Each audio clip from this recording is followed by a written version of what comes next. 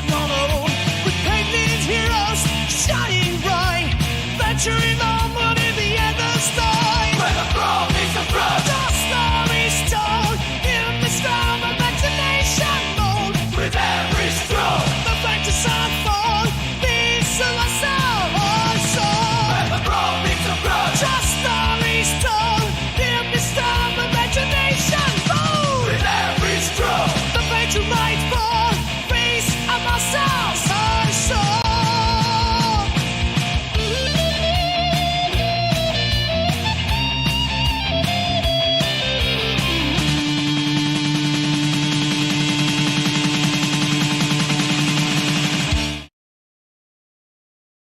Why, hello there, people. How are you doing? Woo! Sorry for the slightly late start, but welcome welcome all to Minis and Muscles, the place where the brawn meets the brush. This is where we talk geek, we paint miniatures throughout the 2-hour session we have here live on a Friday. So hello. Sindri reporting for duty. Welcome, sir. How are you doing, Sindri? How's things? Thank you. I appreciate, by the way, your pictures that you dropped in the Discord the other day of all your models. That's super cool. Keep them coming. But how is everyone? How's everyone's week been? Because we've made it through another week. I haven't spoken to you for 2 weeks now. Gosh, that is some time, right? Well, I have to have a huge apology to all of you. Because last week, where I was meant to be doing a live, I was away at an event, which we will cover and we'll chat about in the show today. And I was unable to jump on. How saying that I'm back from the dead? Whoa, did you resurrect yourself, sir? Magic, by any chance? How are you? How are you? I hope you're doing well. So, me, as I was saying last week, I was away. So I was at an event called Contingency. Contingency is a big sort of gaming event where you get to play board games, tabletop role-playing games, just all day long. It is crazy. So it was up in Norfolk in the UK. And it was just like a whole week worth of gaming, and more gaming. Now, it's a super cool event. I was there from the Wednesday through to the Saturday, to the Friday evening, that is. And essentially the reason why we didn't have a show last week is because the game that I was doing overran. So basically, when you're at this contingency event, in the morning you block block your games that you want to attend. So you go in the morning, you write your name next to a game sheet, and I sort of put my name next to a game sheet for the series throughout the afternoon and stuff, and it overran and it leaked into the live stream, and I didn't realise because I was just engrossed in the board game. So I must send my huge apologies to everyone. So yes, I do apologise. I did drop a late minute message on the Discord, but yes, I do apologise for no live last week. However, we are here! Huzzah! Welcome one, welcome all, welcome to Minis and Muscles. For those of you that not watched the show before, we have kind of 3 parts to the show. We have our general chat conversation. Today it is a generalised geek conversation. Absolutely anything goes. So whether you want to talk about Pokemon, whether you want to talk about Warhammer, whether you want to talk about Dungeons and Dragons, Call of Cthulhu, comic books, whatever it is, we will talk about it. So hopefully you will come with lots of wonderful ideas for the chat today. Then we have our muscle moment. So about halfway through the show, we talk about fitness for 5 minutes. Just nothing big, but we talk about fitness for 5 minutes. And then at the end of the show, towards the end, we have a hobby horror where something's gone drastically wrong. And we sort of chat about that for the moment.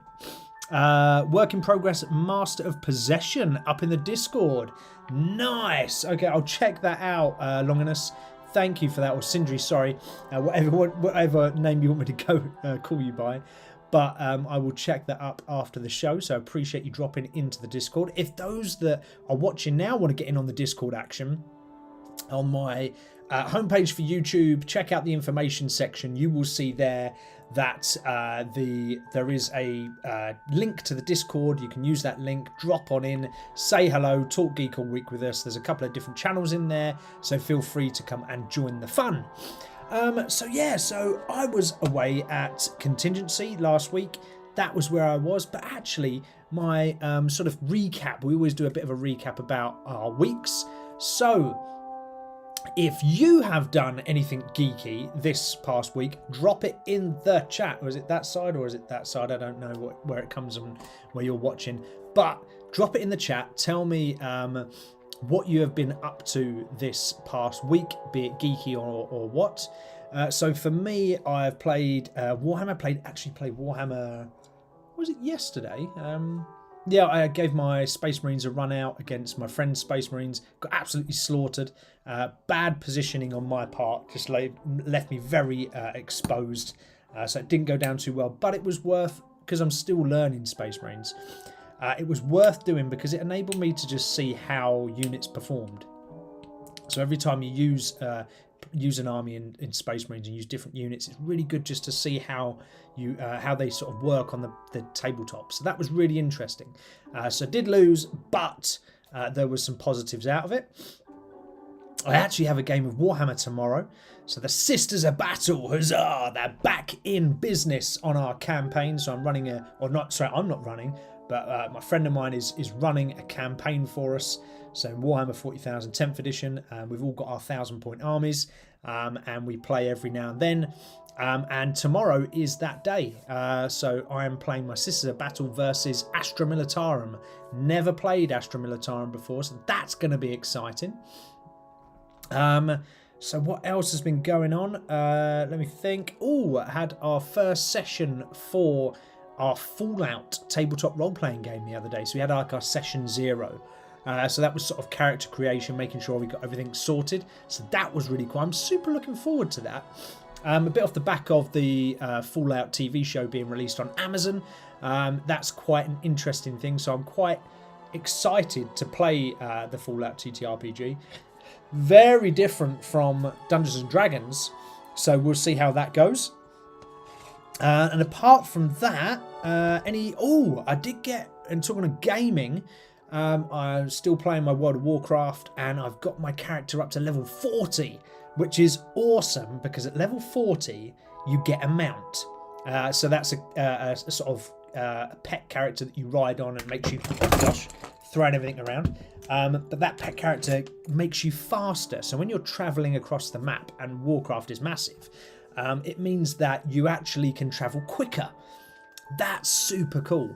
So that was where that is. So yeah, level 40 is a big step in World of Warcraft. So I'm well happy of getting my mount. That's pretty cool. How about you guys? What have you been up to? Drop it in the chat. Tell me what you've been up to. Woof. I'm tired already after that catch up. So what I'll be doing, well, we're still on this beast, aren't we? We're still on this beautiful diorama piece of the Triumph of St. Catherine. It's almost complete now. So we're so close. And every session we do, I think that we're going to complete it. But we'll see. There's a couple of little bits on the cherubs to finish off. So if I bring that a bit closer, you can see there's a few details that are missing on those. We'll get them all sorted today. So that is what we're doing with that. Apart from that, let's crack on.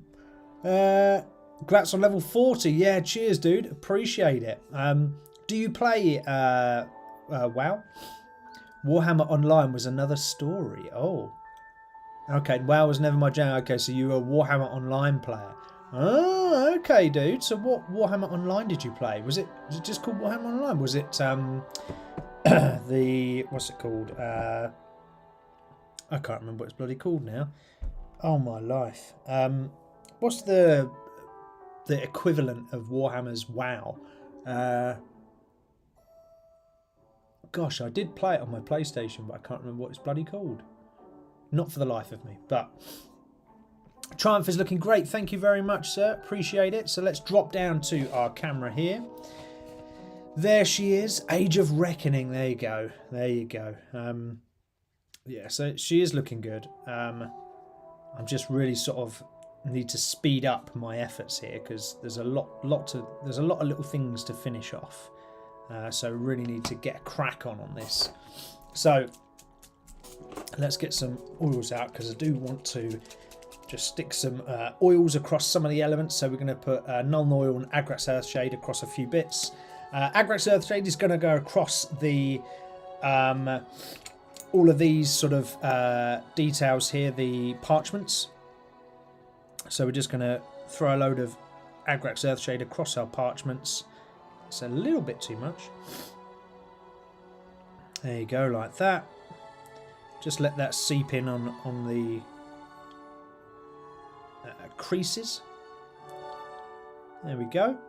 So remember with this, you can't really go too wrong with shades. Remember, if you're using them, you can just throw a load on, and if you ever need to wick it off, just take your brush, take a little bit off, and then go back in again. There we go. You can see a bit more now. But even that there, just where it drops in on the creases, just makes it look so cool. So that is for that one, because I missed that one. We've done those scrolls at the back. We've done the book. So it's actually the Nuln Oil that is next, because there's a couple of these white beads on some of the sisters' necks here that I just want to drop some Nuln Oil across, just to highlight how the beads look. So again, you can be quite heavy-handed on Nuln Oil, depending on where you're putting it, that is. But on here I can be. And I'm just trying to get it in the creases of all of these little beads, just so it makes it look more like a bead rather than just a white blob. That's the idea there. Oh, we forgot this massive bit here. We forgot this massive bit of parchment. Crikey, we best do that. Let's stick some Earthshade across that one then. It's going to be a lot for this one. Just zoom out zoom out a little bit. There we go. I'm just going to slap this on. There's no worry about feeling like you have to be sparing on this. I mean, you can do, but I'm not too fussed. So our general conversation for today is just general geek stuff. Now, I have to make a confession. I actually lost my... every show that I do, or every live stream I do, I make a little... sort of not a script, but a sort of reminder sheet about what I'm talking about and the different little elements. And I actually deleted my agenda by accident, so I don't have an agenda for this evening because I deleted the blooming thing, and I haven't tried to reload my notes format yet to bring that back up, so I apologise profusely. But given I was at an event last week playing board games, I thought I'd start with board games. So if any of you have been playing board games recently, I want you to chuck it in the chat and let me know what you've been playing. But I found a new board game, and that was Eve. So you know Eve Online, the computer game? Actually, there's a board game of it, and it's pretty darn cool.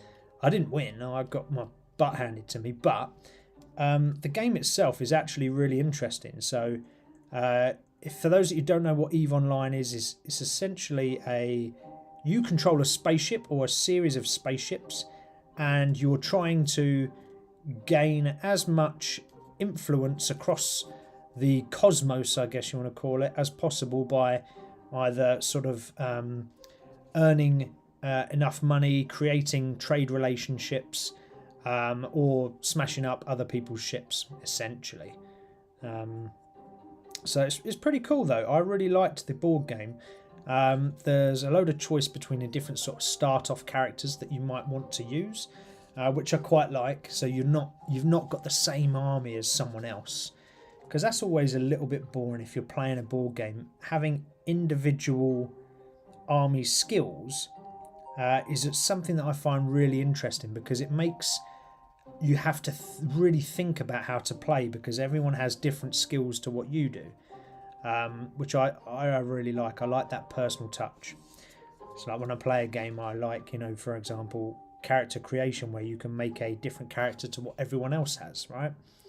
So for that Eve board game, I thought, oh, this is awesome. I quite like the different skill sets. You choose your ships at the start that you start off with, and then you have to go exploring space. So you sort of go through all these different tiles. You sort of move tiles to tiles depending on how fast your ship can go. And I was actually quietly impressed with the board game. I thought it was pretty sweet. Yeah, I would say it's well worth it. So if you ever see Eve the board game available to play in perhaps maybe a local gaming store, or you see it up for sale somewhere, I would recommend buying it and giving it a go, because it was pretty darn good. Kept us entertained, those at the table, for a fair few hours. So yeah, it's very much worth it. I think we were there for about 5 hours playing that. I mean, I suppose you don't have to play for that long, but so don't worry and think that you have to play for that long. But we did, and it was good.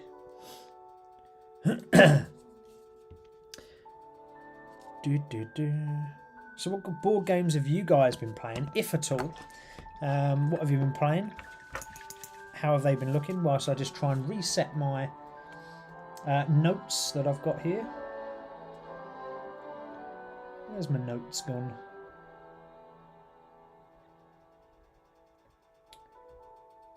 No, it's still got the old notes. It's not giving me the latest notes. Dang it.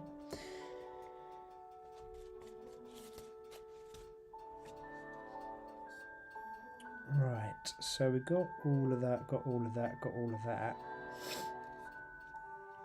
Where else do we need any of that? We need to do the wings. So what I would like to do is the wings of these, I want to give like a blue tinge to them. So we'll probably need to mix up some shade for that. So I will probably use this. So contrast to Frost Heart, sorry. I will use that as my contrast, and I'll mix that down, thin it down, sorry, with a bit of, wherever it is, I can't find it now. I'll thin it down with a bit of this, Lamy medium, and I'll put that into my tray. So when you're thinning down paints, the reason why you might want to do this is just so, what I want to do is make this, it's not opaque. What's the see-through version of opaque? Whatever that is. I want to make my colour more see-through, and I don't want it to sort of be over-dominant. So by adding in this medium, actually what happens, if I just show you here, you add in the two colours and you can just mix them up. You're just sort of making the blue paler. I've done way too much here, but it'll be alright. I mean, you could add a bit more of the medium. There we go.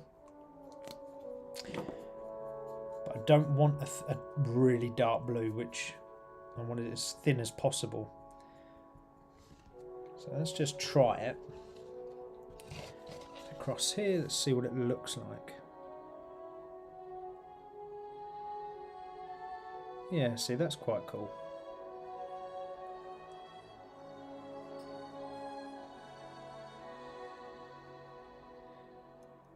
I quite like that. What do you reckon? So like a sort of thin kind of blue look across the model. That looks quite nice. Or across the cherubs anyway. I think that looks quite cool. And it's nice and quick as well. You don't have to, you know, again, brilliant. Contrasts are great for stuff like this, because you really don't have to be a pro painter at all.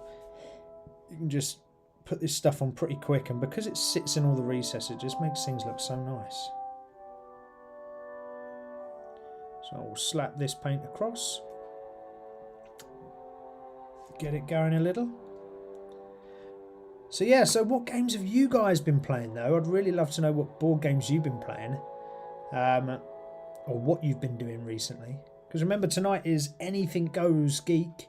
So whatever it is that you want to talk about tonight, we can talk about.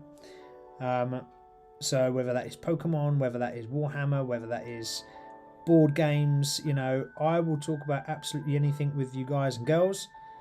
So please do not be shy. Talk away in the chat, drop it in the chat. Let's keep the conversation flowing.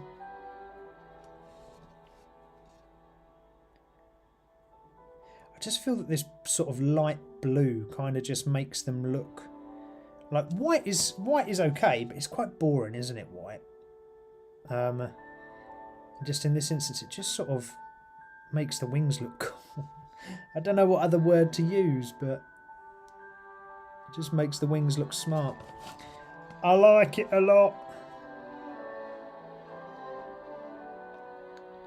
There we go.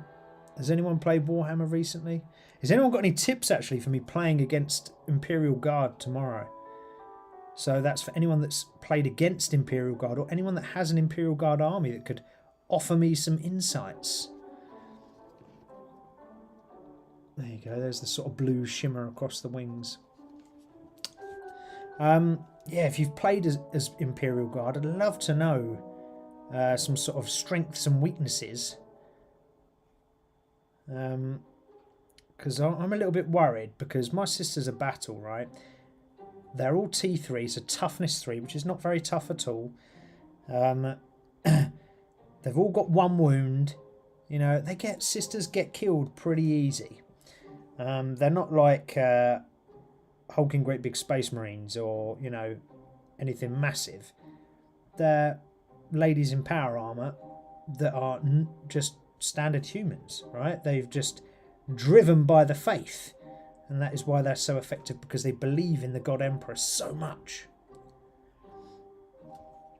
So yeah, so I find that they can get smashed about the playing field quite easy, and I don't. Well, they're okay. It's okay for that to happen, but I'm a little bit worried about Astra Militarum because they have some tanks and they're pretty beefy. So has anyone played against them? What's the consensus on that? I'd love to know. Whilst I'm painting my St. Catherine. Well, I say painting. This is not really painting, is it? This is cheat mode with contrast, right? So if you ever feel that your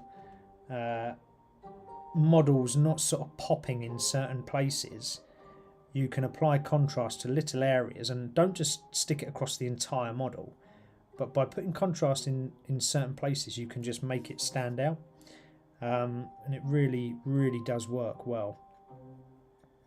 So for in this example, using this sort of light blue, you know, you wouldn't be able to see where the sort of lines on where the wings are. Normally you wouldn't see that, right? But with this light blue, actually it brings out that detail. So it just adds another dimension to your painting. It's certainly not technical, and it's certainly not difficult. So choose a little area on your model if you're painting that, you know, could do with that has texture. Sorry. So choose an area on your model that has a bit of texture. Take out a contrast paint of whatever and give it a go. Just put it across your model and see how it looks. I guarantee you it will look pretty sweet when you put it on there.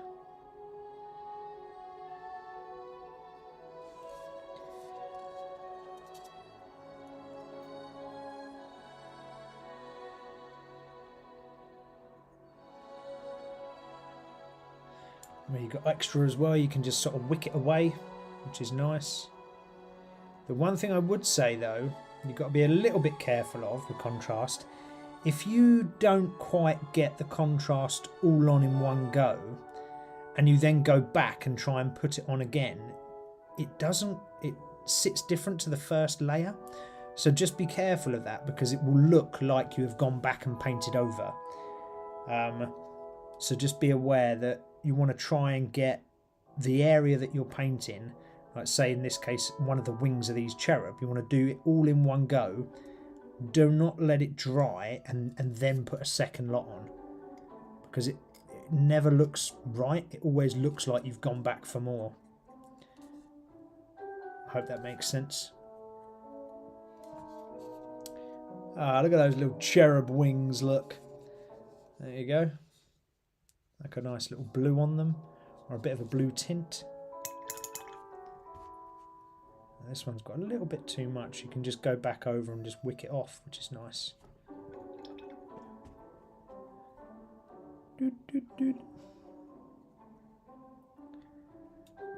There we are. Sweet. Now look how much I've still got left. Loads of it. I made way too much, as I always do when I'm making up contrasts. I always overcreate it too much. I did see a little cherub's parchment there that needs doing, so we'll get that done quick whilst we're here. And we're doing the quick and easy stuff right now. And there's another bit of parchment here.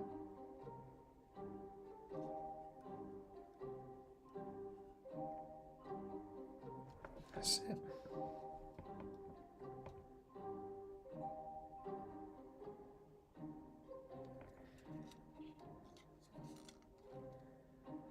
All right.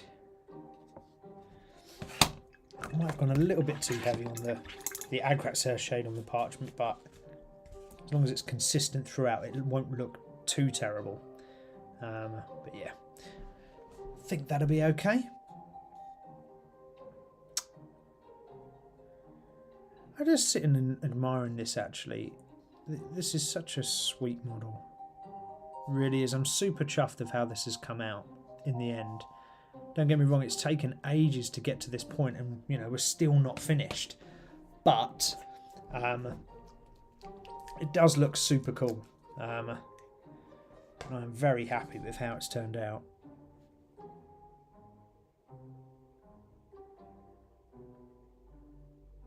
So just on the purity seals now, just giving them a little bit of colour.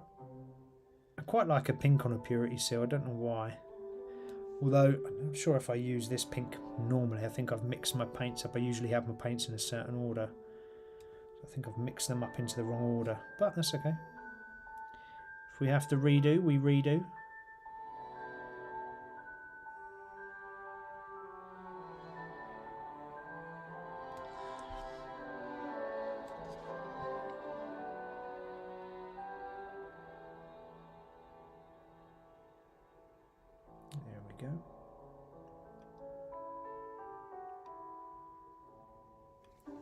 Oh, also, we went up in subscribers as well this week.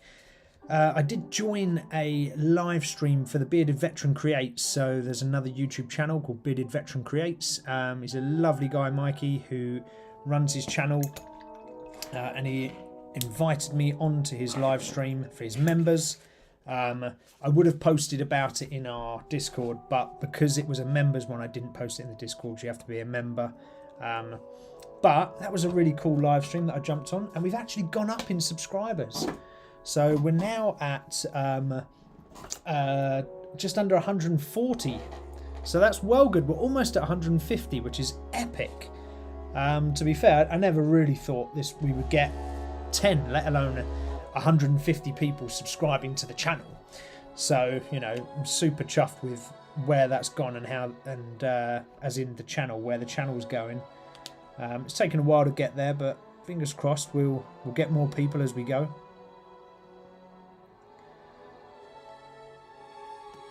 A little bit too much water when I'm mixing that, but it should be alright. Just send that. I want to put a little bit more white onto the back of this cherub's head.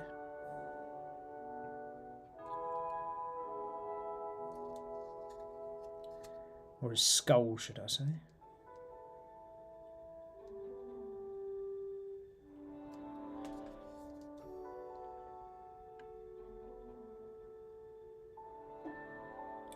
Probably using the wrong brush for that, actually, to be honest.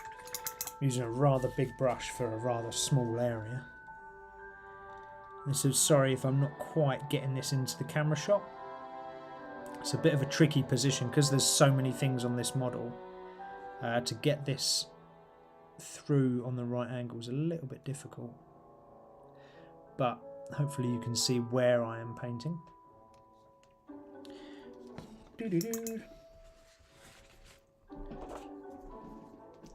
So what else geeky's been going on then, guys? What have you been up to?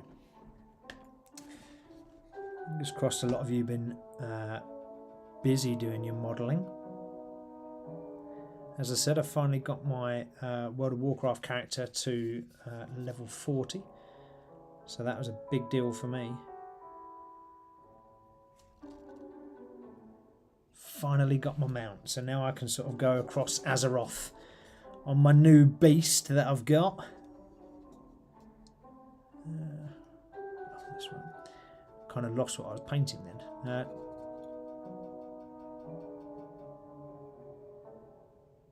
Don't worry about this here because I'm being a bit sort of a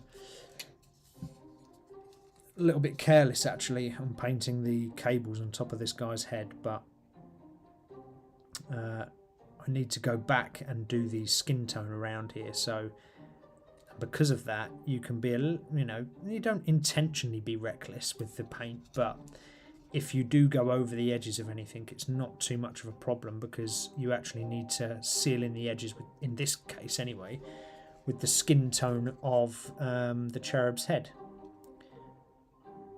So although my orange here is going slightly over the edge, it's not a big deal because we will rectify that and tidy it once we go in with the skin tone.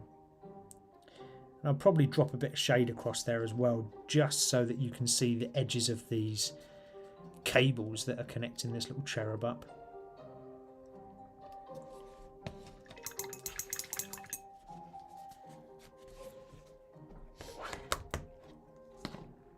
Oh, what am I looking for now? What do I need? I need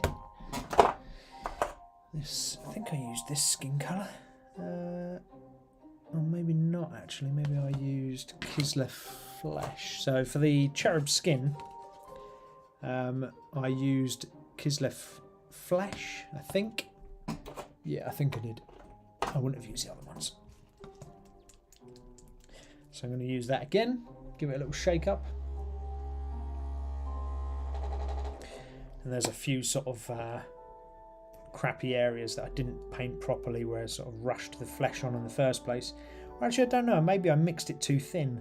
And when you mix your paints too thin, you go to then onto a new area. If your paints are too thin, you sort of get this undertone of the base coat coming through. So in this case, I don't know if you can see, but just on this, let's see if we can zoom in a little. There you go. Can you see on the back of the head of this guy, right? So you can see the skin tone, and then you can see this like sort of black area. That is the base coat coming through, where your actual top coat colour is too thin. So yes, it's thin and it spreads nicely and it sort of goes onto the model nicely, but actually it's too thin because you're getting some of the undercoat coming through. So it might be that you've just mixed it a little bit too thin, put too much water into that colour, or it might be that your wet palette actually is too wet. That is quite often a common cause. So if your wet palette is too wet, your colours become too thin and you end up sort of, you know, having this shadow effect come through on all of the aspects of your model. Tell you what, it's so hard to paint when it's all together like this. I think I said it on the last stream actually, what really should have done is sub-assemble painted it. Would have made it far easier. But in true me style, I got excited, loved the look of it, and I was like, no, I need to get it together, it needs to be completed, I need to get it built.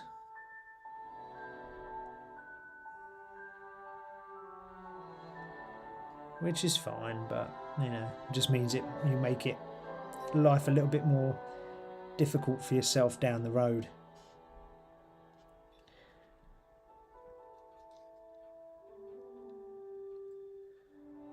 There we go. So those of you who are online that have been chatting away, How and Sindri, what have you guys been up to?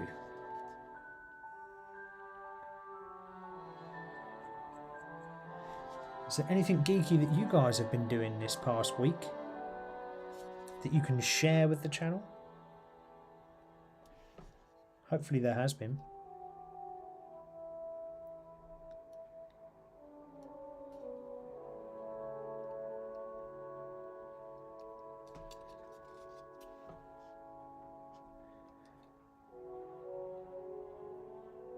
Yeah, so when I was talking about that event I went to, so Contingency, for anyone interested, if you like board games or you like tabletop role-playing games, Contingency would be like a little haven for you.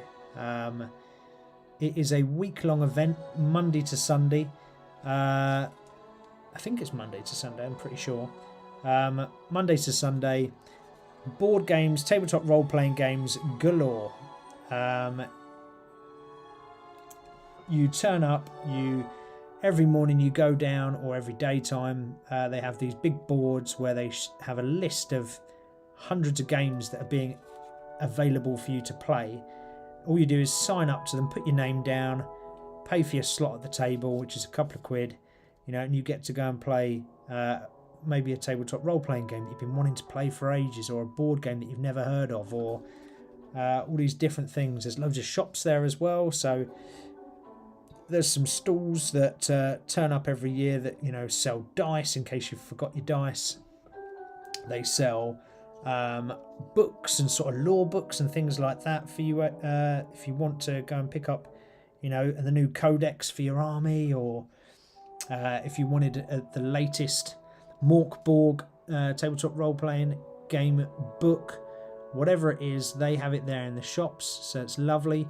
Food on site. It's a holiday home, so typical British holiday camp, which is caravans, or for those that you don't know what a caravan is, it's like a static mobile home. So you stay in those on the centre, and there's plenty of stuff to do all week long. I'm telling you now, there is not one game that you could name now that isn't played there. Absolutely everything is played. It is mental for the amount of games that are there. It will blow you away if you ever get a chance to go. It's up in Norfolk, so it's not a million miles away from me, because I live down in the southeast, and it's probably not too far really for the Midlands either. So if you live in the Midlands in the UK, pretty easy to get to, and well worth it. Great value for money. Great people. All the people there are very, very friendly and very kind and helpful, and it's a bloody good blast. If you can get a group of you and your mates up to this event, even better, because it just means that you've got loads of you all playing different games together, or the same games together. Games happen in caravans in the evening and stuff, so there's so much to do. It's bloody brilliant. Sorry, I was just out of shot there, where I was applying a little bit more of the skin tone to these cherubs.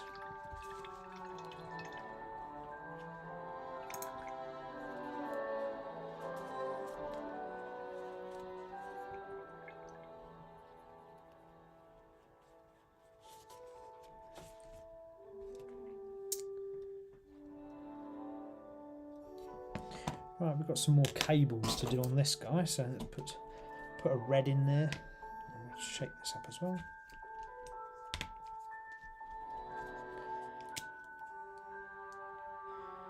We might need the geek glasses to come out so I can actually see nice and close.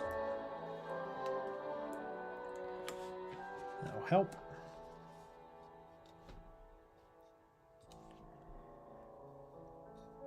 It's a little bit difficult with these cherubs, because they're on these very small attachments to the main base of the model. So as soon as you touch them, they move like crazy.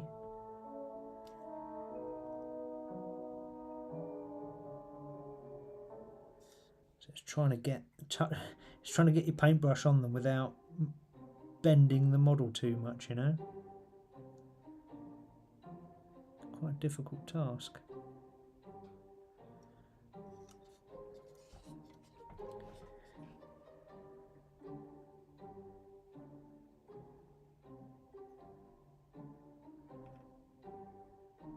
There we go.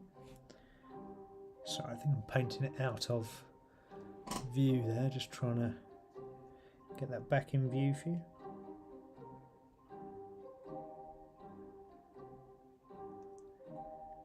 There we go, there's one painted.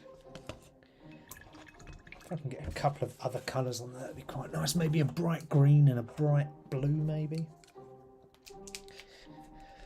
Oh dear. There we are. Let's go for blue this time.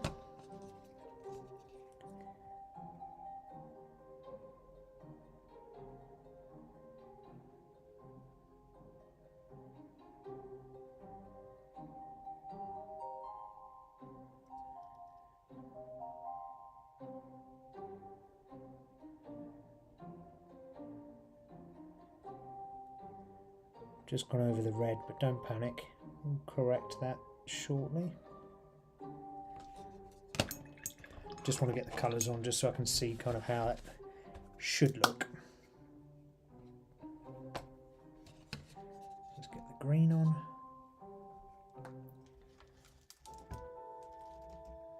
There we go.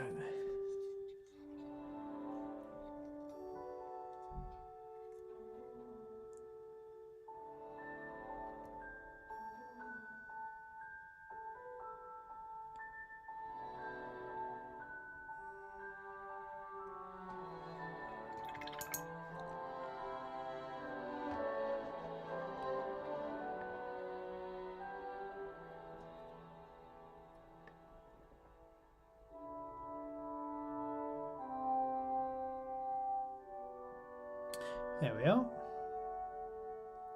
A couple of little cables across that cherub, which look alright.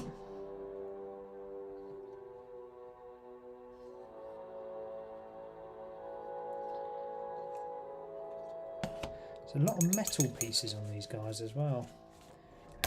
Probably need some silver out.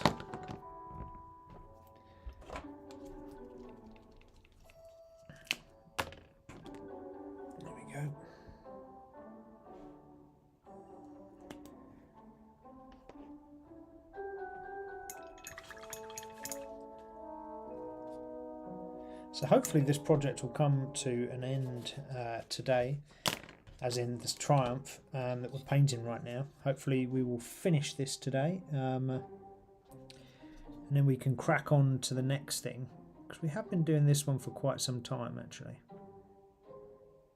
So it would be nice to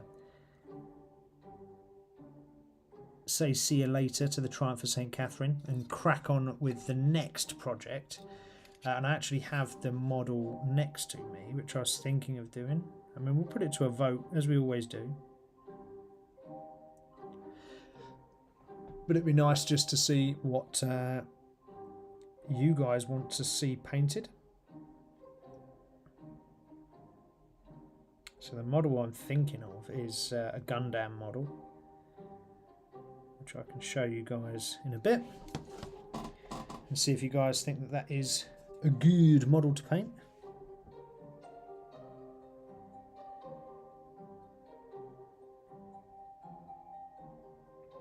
There we are.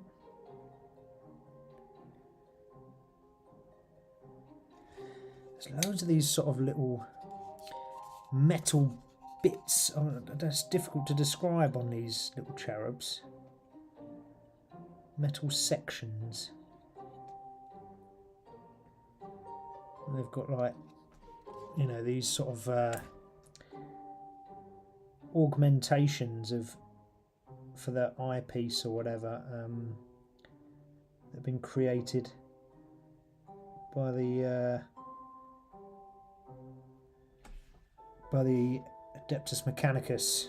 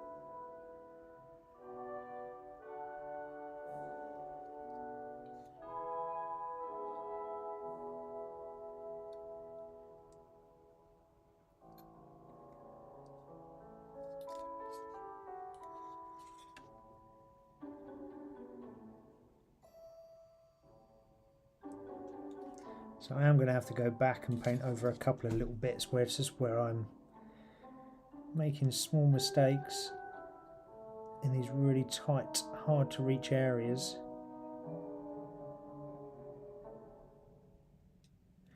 But again, that's fine. There's nothing to worry about too much. Let's look at this guy. He's got a couple of little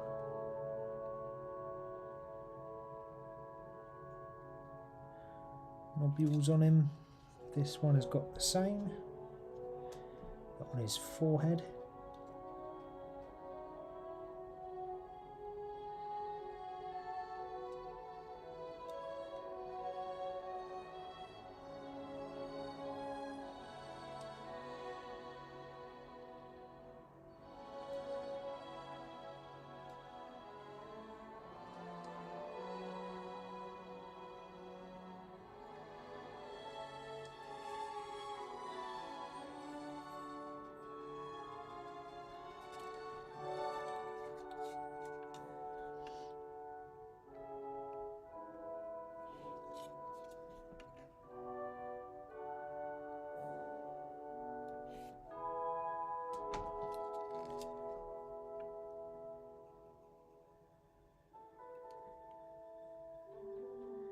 Sorry for the weird positioning of the model as I'm painting it. It's just very difficult to get right into the correct places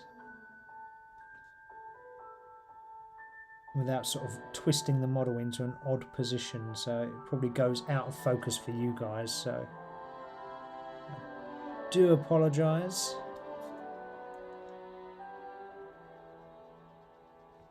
I do hope you can forgive me,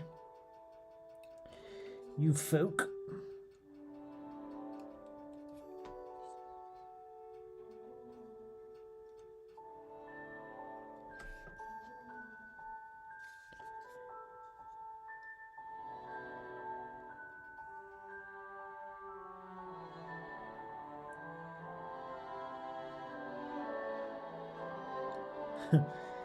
It's so difficult to get into these little itty bitty places.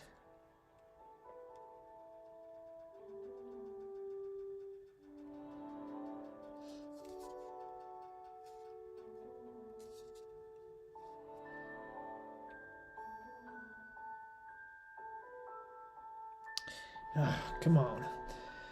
What lovely music and strangely fitting for the model. Yeah. Sorry, dude. I should zoom out a little bit just so you can see. There we go. Just in case you haven't seen the model, that is what she looks like right now. Pretty good. We're just sort of finishing off these cherubs at the top. So yeah, just giving them a little bit of love and detail. Hope you're well, Mikey. I actually mentioned you at the start of the stream just to say thank you for letting me join your members live. I had a very good time chatting with everybody.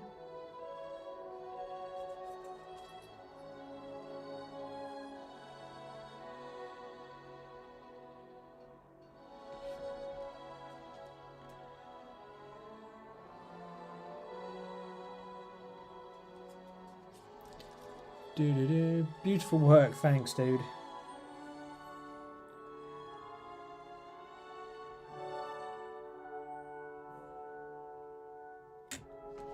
Although I found that this model's got so many bits and so many little tiny little areas, to get it painted is a heck of an undertasking. So yeah, so it's not the easiest model to paint, especially once you've built it. So I wouldn't recommend building and painting. I'd recommend painting on the sprue or painting whilst it's in pieces. Like that whole thing there on that little guy's face is a mask, so I think maybe we should go with a little bit of silver and a bit of brown, perhaps. We need a bit of brown up here. Yeah, well, I'd happily come back, dude. It was a good chat with everyone, so it was nice.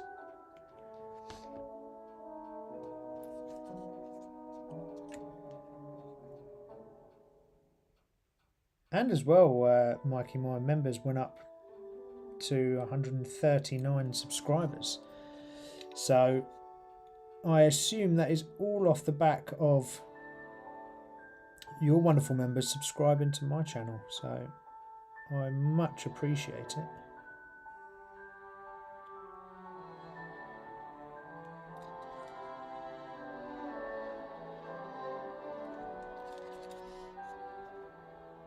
Right, that's that bit. Now to get the silver across the front of this mask. So what I want to do on this mask as well, just where, I don't know if you guys can see it, but there's some very small indents, like it's sort of gaps in the mask. So I'm just being ever so careful to allow the base coat, or the undercoat, however you want to call it, of black to stay in those recesses, just by lightly going over the top.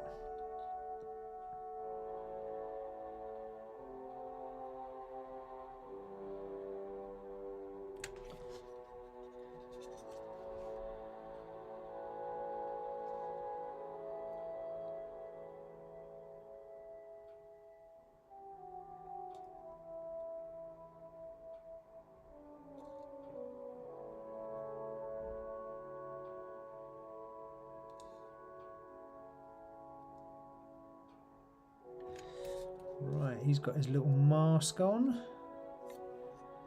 He's got his mask on.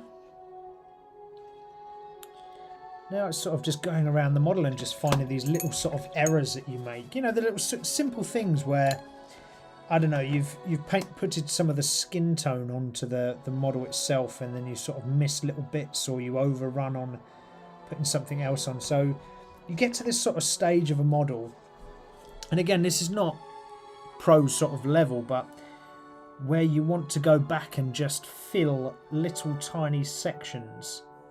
So this is almost, you know, the 90% ready stage, and I just like to go back and make any corrections that I picked up on along the way.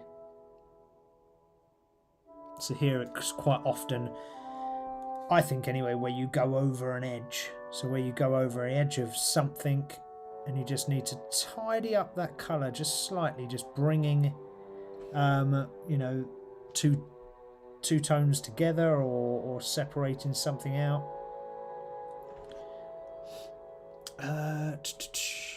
Fantastic, glad to hear it, bud. You're welcome to come next Monday or Tuesday if you want. Monday's usually the busier day, but you're welcome on. Yeah, I should hopefully come on Monday, Mikey, fingers crossed. Is this the longest you spent on a single model, says Optimus?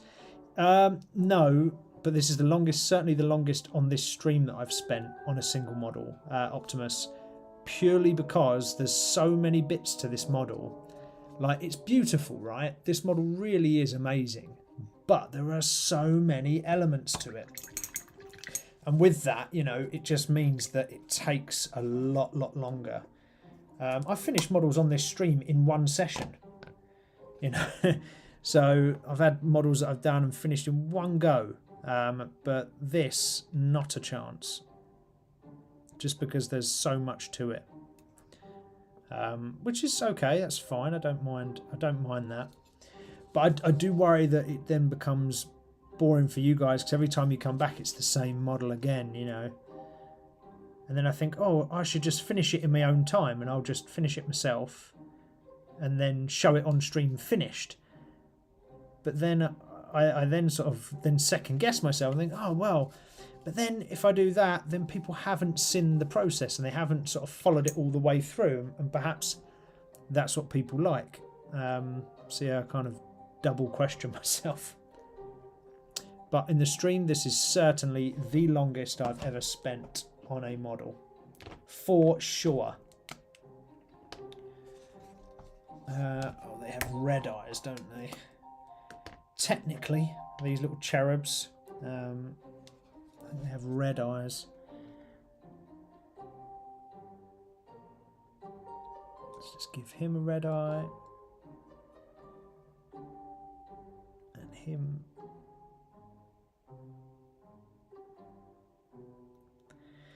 2 little eyes for that guy. What else we got? Oh, this guy down here, he needs a little red eye. Everybody's got red eye. The pun intended, eh?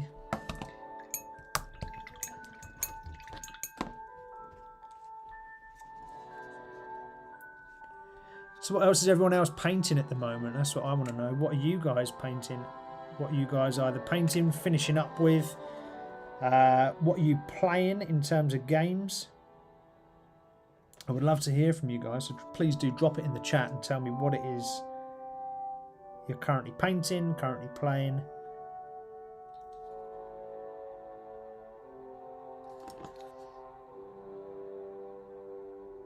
It would be good to hear.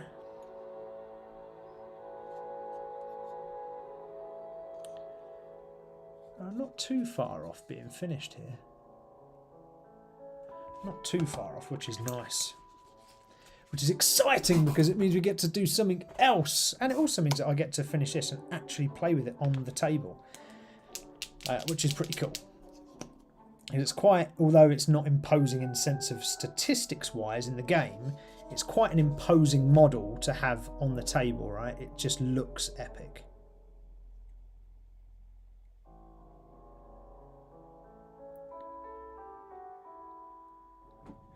So it will be nice to have this one finished.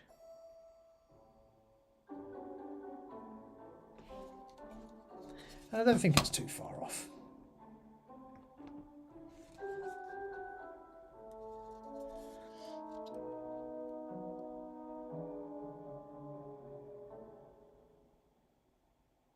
There we go.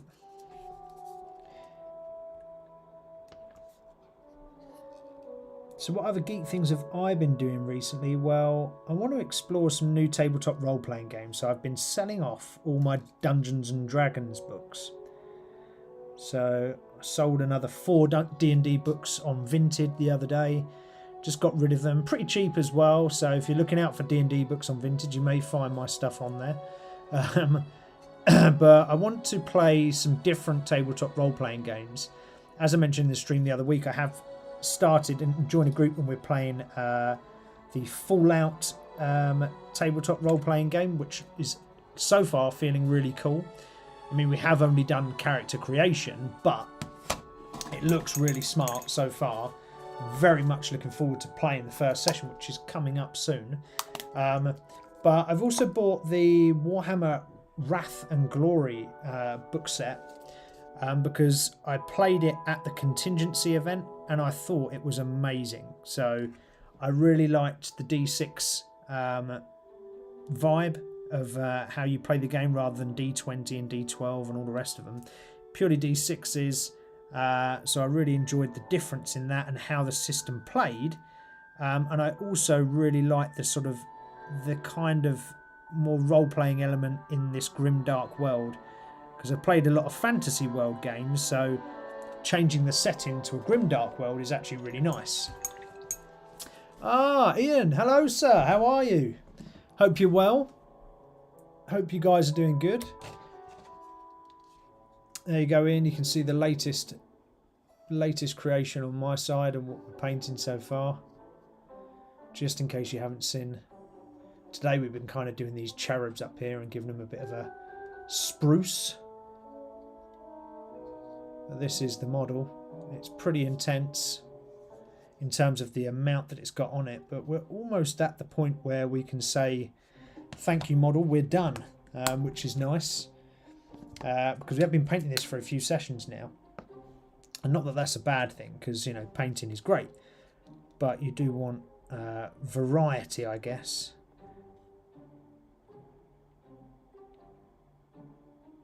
There we go. Let's paint that on. These little banners as well, you can get in the kits for your Warhammer models. You do get little transfers that you can put onto these banners, which I will probably do, not tonight, but I will probably do at a later point. Because I've got a load of Space Marine ones to do as well, so I'll probably do them all in one go. Transfers can be a bit of a pain in the backside, but they do look cool once they're on. Just trying to think, see if there's anything else I want to paint on here, or if we're all good. Just a couple of corrections on these cherubs I keep noticing. I'm surprised actually I've bashed these quite a few times, and plastic glue really does hold well. They've not popped off yet anyway, so that's pretty good. You're always worried as soon as you catch it that it's going to blooming pop off and you'll break it, you know. Most of the time it's okay. Most of the time you'll get away with a little ding there or here.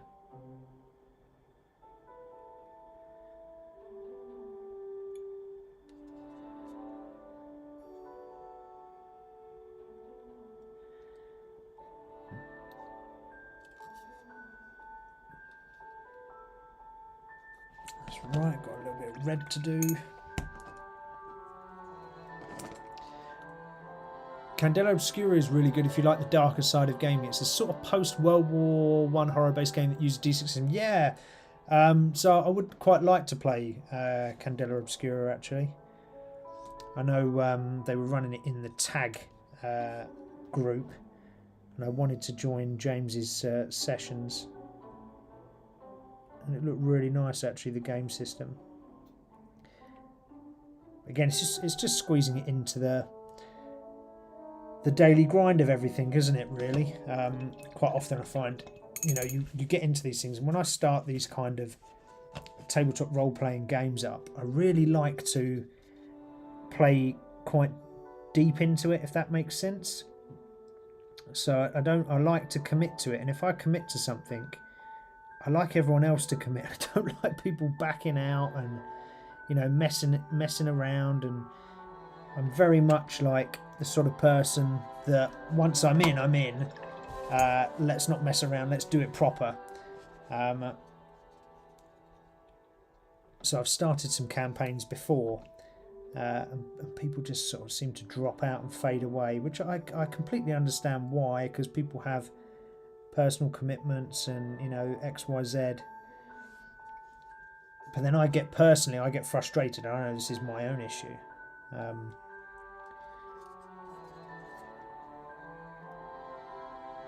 It's like when I started my last D&D campaign, like homebrew campaign that I ran from here. I said to everyone, right, I'll invite you in, and on session 0 I was like, right, if I'm running this for you guys, I want you to be committed as much as I'm committed. You know, turn up every week, do this, do that. And I kind of beasted everyone a bit, but hopefully they didn't mind. But then I put a lot of effort into the game itself, right? And creating all the different scenarios and environments for the players. So it's a two-way thing. If the players commit, the DM commits, and, you know, and then you get a good game for everybody. Oh, this is a really awkward area to paint. I'm trying to get to here that I've just noticed I've missed. So sorry if I'm not quite capturing this on camera. It's purely an angles thing.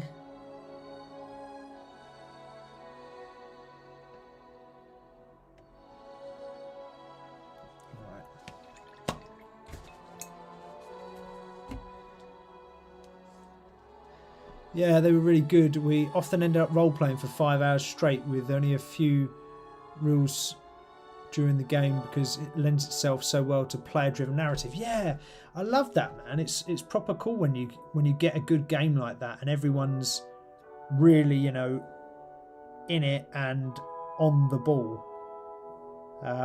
It does make the game environment so much nicer to play. God, this is really tricky getting this brush in here without breaking this model.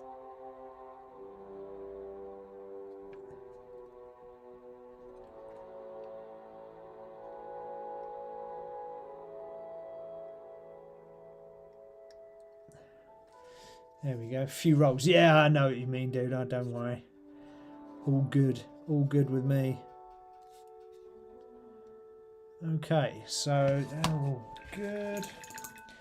I might run a little bit of seraphim flesh across these models if I can. Just across the cherubs, because I kind of want the sort of all the shapes to be shown up, and this seraphim sepia is really light. Just got to give it a good shake up first on my vibrating paint shaker. But it's really light, so I'm going to try and do that into some of the gaps. It also covers any mistakes that I've made. So any mistakes that I found that I've made, I can actually sort of cover that up a little bit with a bit of shade, which is quite nice. Then I think we're good to go.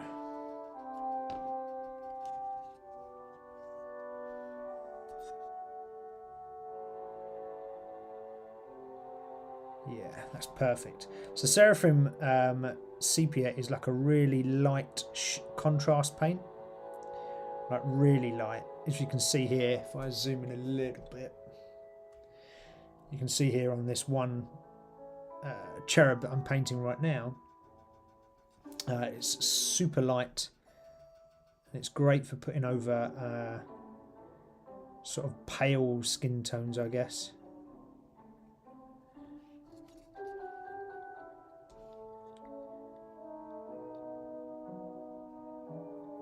So if you want to have your cherubs show his butt crack, where the sepia goes into his butt crack, then use this contrast paint. But they just felt like they was missing something. Sometimes when you, oh no, sometimes I've just broken part of the model. I'll fix that in a minute. Sometimes when you're painting a model, they just feel like they're missing, right? There's something missing or not pulling it all together. And it just felt like it needed it, so I'm rolling with it. I'm just giving it a try, seeing what it looks like. Hopefully it doesn't look too shabby.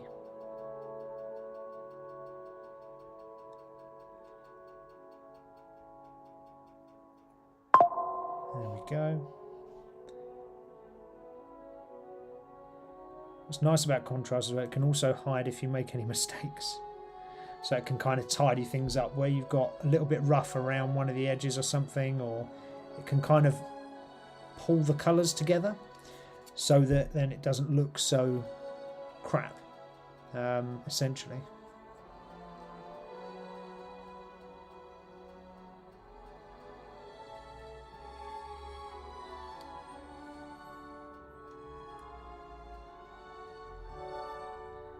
Just trying to get that all in these little places.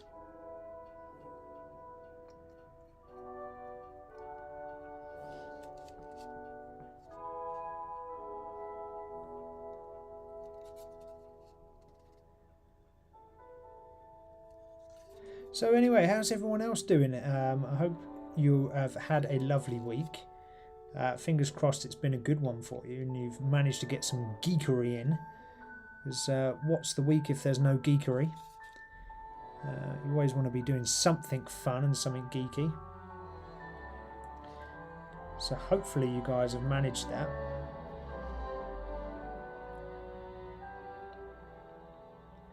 As I said, I've had quite a, since we last had our live anyway, I've had quite a few lovely geeky experiences. From plentiful Warhammer playing to tabletop roleplay, other tabletop role-playing games and board games. Obviously got my latest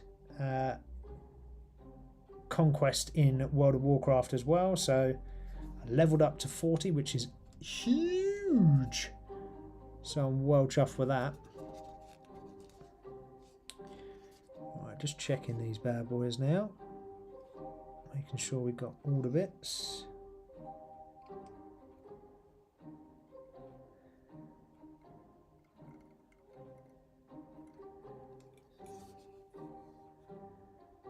Gosh, one pipe I've missed. Damn it. One little pipe I missed on this guy. And then we should be good, I think. Yeah.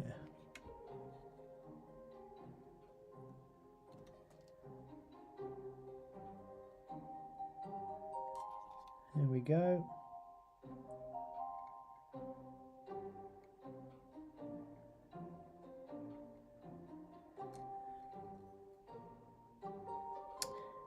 Dang it, where I've these are sometimes bobble about on the model itself, where they're a bit vibratey. It's I've just got a little bit of green onto the skin there, which I didn't want to do. There we go, correction. Correction made.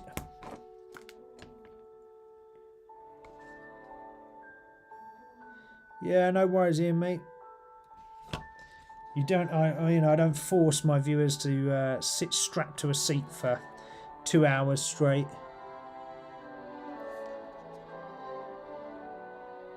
So you are free to head out and come back and do what you need to do. It's Friday night as well, so a lot of people like to go out and do stuff on a Friday.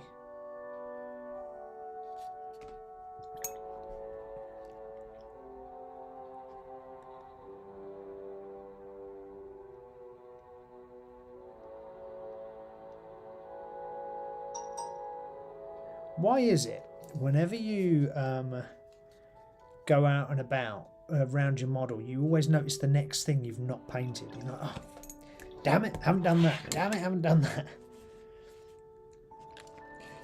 But I think that is pretty much it. I think we're pretty much done for this model.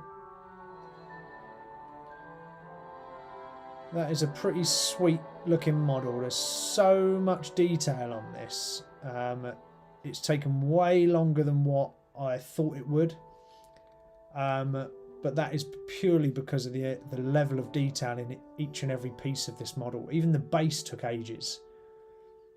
Look at the base and you can see the different colours here and the fleur-de-lises that were painted onto the floor. That's a lot to do. So yeah, this is not for the faint-hearted, this model. Not me. I like to plan the live streams for the following week and catch up on some modelling. Yeah. Yeah, hopefully this has been a good good watch in terms of the model getting finished off, that is. Oh. I wondered what was getting really hot in my pocket. It's my phone. My phone got really hot in my pocket because it's connected to my laptop, so I can use my phone as an extra camera if need be. But I wonder what is getting super hot. But yeah, this is an awesome model. The Triumph for St. Catherine, if you're looking for it, available from Games Workshop. It's a Sisters of Battle model. It's super cool. You've got your 6 sisters, you've got the 1 sarcophagus, and you've got, what, 4 cherubs or 5 cherubs flying across the top. It is awesome. Loads of cool elements to this model. Absolutely love it. I am going to play with it on the battlefield, so I will get this into my army somehow. I haven't worked out how yet, but I will. So yeah, I will update you on how it performs, and well, if it performs or whatever. But yeah, this has been the St. Catherine model. Done. Huzzah! Let's put that to one side. Ooh, let's just switch back to this view for a second. I'll take off these glasses. Ooh, that was a hell of a model to paint. It's bloody beautiful, but that is a heck of a model. And we could have done so much more detail when you look at it. And again, I say this all the time on my streams. I don't paint to become a pro-level Golden Demon Award winner. You know, I get to a decent standard so it looks impressive on the tabletop, which I think this does. But even just to get to the basic level, or my basic level, has taken quite a few hours of painting. But it's pretty darn impressive. I like it. I think this is a cool one. Yeah, thanks, Mikey. It does look stunning. I agree. I think it's a beautiful model. Every single little bit of detail. Look at all the little dots. You see them silver dots on the sort of robes of the Battle Sisters. That's hand done, every single one. It takes freaking forever to do. So you can appreciate the kind of time that goes into these sort of models like this. So I wouldn't like to think how many hours this would take if I was going at it full detail. And by full detail, I mean, you know, for example, on these parchments, I would have done writing on each parchment. I couldn't even think about how long that would take. It would be horrendous. But this is one epic little model. Very, very cool. Very, very worth it. The Triumph for St. Catherine. So this is what it's supposed to look like. If I find the right one, there you go. That's what it's supposed to look like. Okay, and this is what we got. I think we are pretty close to what was advertised. So again, that is what it should look like. And then this is what we've got. Yeah, I'm happy. So we can put this one to one side. Huzzah, look at that. How cool. I've very much enjoyed painting that one. It's been a bit of a beast to paint, but it's been a very good one. Nice to see you on Wednesdays, BBC Members Live. Yeah, thanks, dude. Yeah, it's good to see you too. Liked and subscribed during the show tonight. Yes! Oh, that might mean we're up to 140 subscribers. Yeah, come on. That'd be epic if we are. I'd be very happy about that. So thank you very much, Ian. It was good to chat with everyone on the BBC channel as well, in the members section on the Wednesday. Yes, so yeah, absolutely loved it. It was good to be there whilst I rearranged my paints.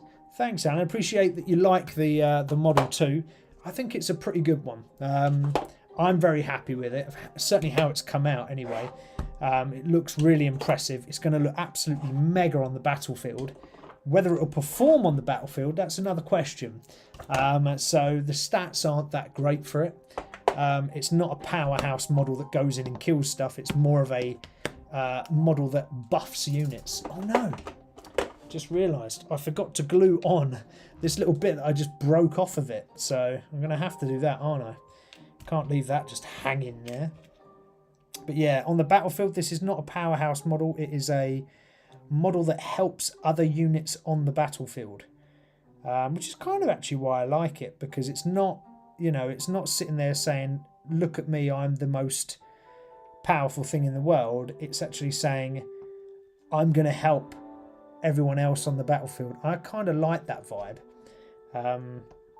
Again, it's a bit like why I kind of chose Sisters of Battle in the first place. They're not the most overpowered army there is. They're not the best army there is. But I quite like the mentality and the ethos of the army itself. And that's kind of why you should buy these armies and start to paint them. Don't buy because it's the most powerful army. Buy because you like what the heck you're painting. That's why I bought them in the first place. To finish off the show, we'll continue painting a bit of scenery, actually. I've got a couple of little bits of scenery that we can finish off. I can do these will be quite quick. So we'll paint those for the rest of the show.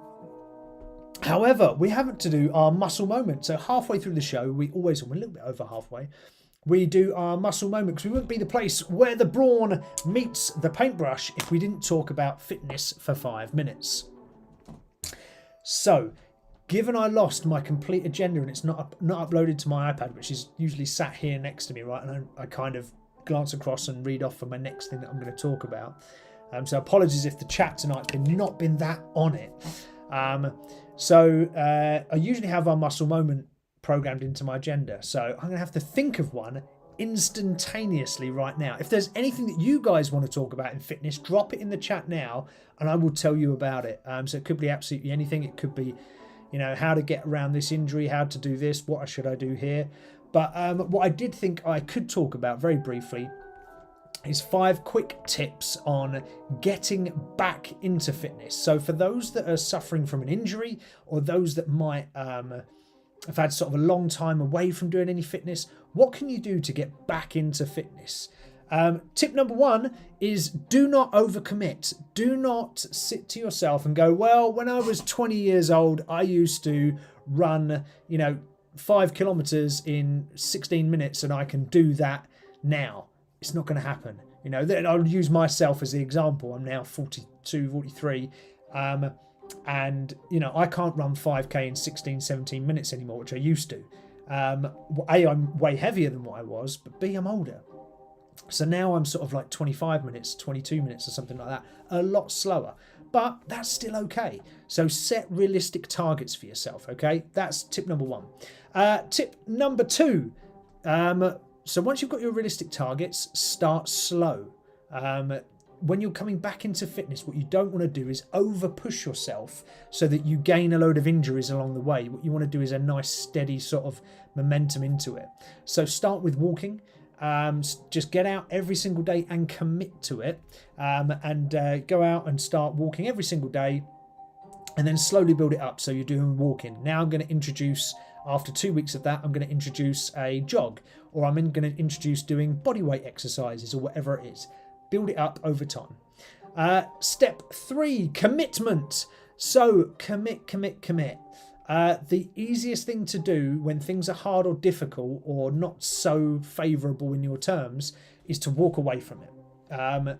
So the hardest things in life you have to commit to. So please commit to it, and I promise you will see some sort of progression. Okay, even if that means set reminders in your phone or set diary invites for yourself, whatever that is, just get out there and do it. Tip 4, find someone to motivate you. That could be absolutely anybody. It could be me, it could be your next door neighbour, it could be your partner, whoever. It could be your kids, all right? Get someone to motivate you. And that's not someone literally stood there with a whip whipping you around the running track, but that is someone just that is going to give you a little bit of encouragement, someone that you can check in with, because it's very helpful to have someone to speak to, just to relay how you're doing, or to almost feel like you're committed to, so that you're not going to let them down. So if you, for example, were speaking to me and I was your commitment partner, or whatever you want to call it, you would think, right, I don't want to let Steve down, so I'm going to go out there and do it every single day. So find someone that can be your sort of check-in, all right? And step 5, do something enjoyable, all right? If you freaking hate running, but you love rowing, don't then go out and run. Go and row. Okay, when you're getting into fitness, you want to do something that is fun, that you enjoy. All right, you can do all the horrible stuff once you've got a good regime going. You can start introducing harder things. But to begin with, do something you enjoy. All right. So that's our 5 tips for our muscle moment. Hopefully they were very helpful. Let's get back to some painting, however. There we go. Let's go to this camera. We've got 3 bits of scenery here. We've got a sort of vat. So we've got that. We've got a couple of little barrels of some sort, and then we've got a flag as well. So these are all objective markers for, again, Warhammer 40,000. So nice and simple. They're fairly easy to paint. So we're just going to start off on all of these and just start to add some colour to them. Nothing special. They just need a little bit of basic colouring so they look fairly attractive on the battlefield, and not just like a black blob when you're placing them out on the field. So we're just going to start with them. Adding some silver. Nice and simple stuff. This is a sort of interim break after finishing the Triumph for St. Catherine model, and sort of before we move on to the next thing, which will be next week. I do have, and I will do it next week, I'll do a vote on what we want to paint. I've got a few things in mind. As I've said, I've got a Gundam model, I've got some other bits and bobs that I'll pull out. So I will put that to the vote next week, and we can all decide what we're going to paint, because that'll be nice. I like to have a bit of participation from you guys, and you get to choose what we sort of paint next and where we go next. I like that approach. So here on terrain pieces, it's often the case where you just want to make these simple. Don't go crazy on them. Make them simple. A couple of key colours in there, a few small detail colours, and then that's it. Leave it as it is.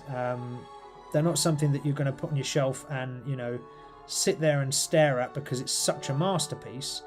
They're just things to fill the landscape, right? So it doesn't have to be the masterpiece. It doesn't have to be the best thing in the world. It just has to look cool, all right?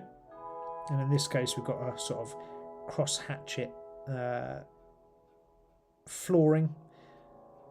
that will stick in, and then, you know, a little bit of colour on these vats on the top.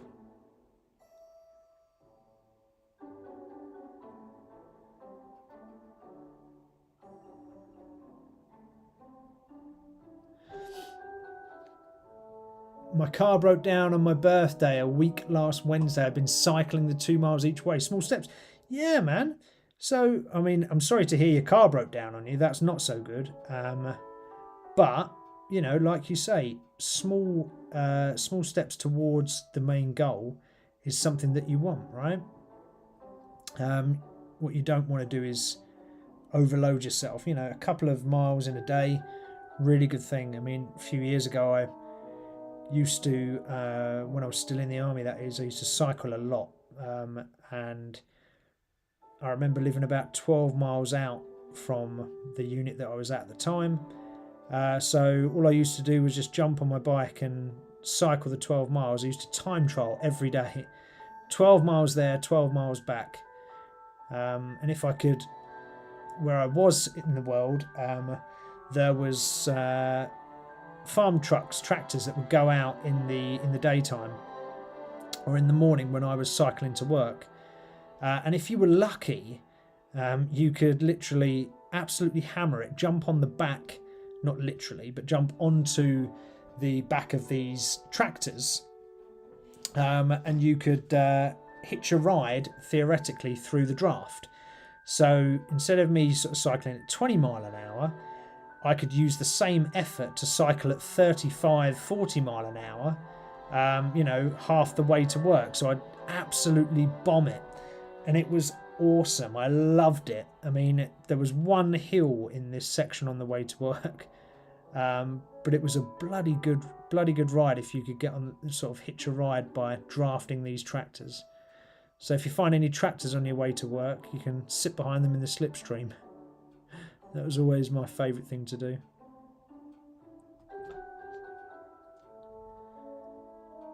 Sometimes after a big paint of something so delicate, so to speak, painting something like this is actually quite nice, because it's kind of thoughtless painting items like this. You don't really have to think too much. You can paint fairly quick. You know, it's pretty rough and ready. It doesn't have to be perfect. You just crack on. And I kind of like that vibe after painting that model, because the Triumph of St. Catherine, beautiful as it is, there's a lot to take in and finish and do.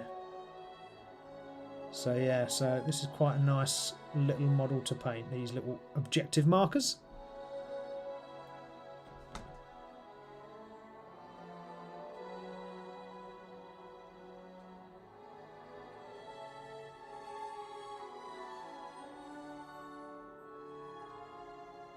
So what other geeky things have I been up to? Well, I'm still trying to finish off some of my Pokemon collection sets.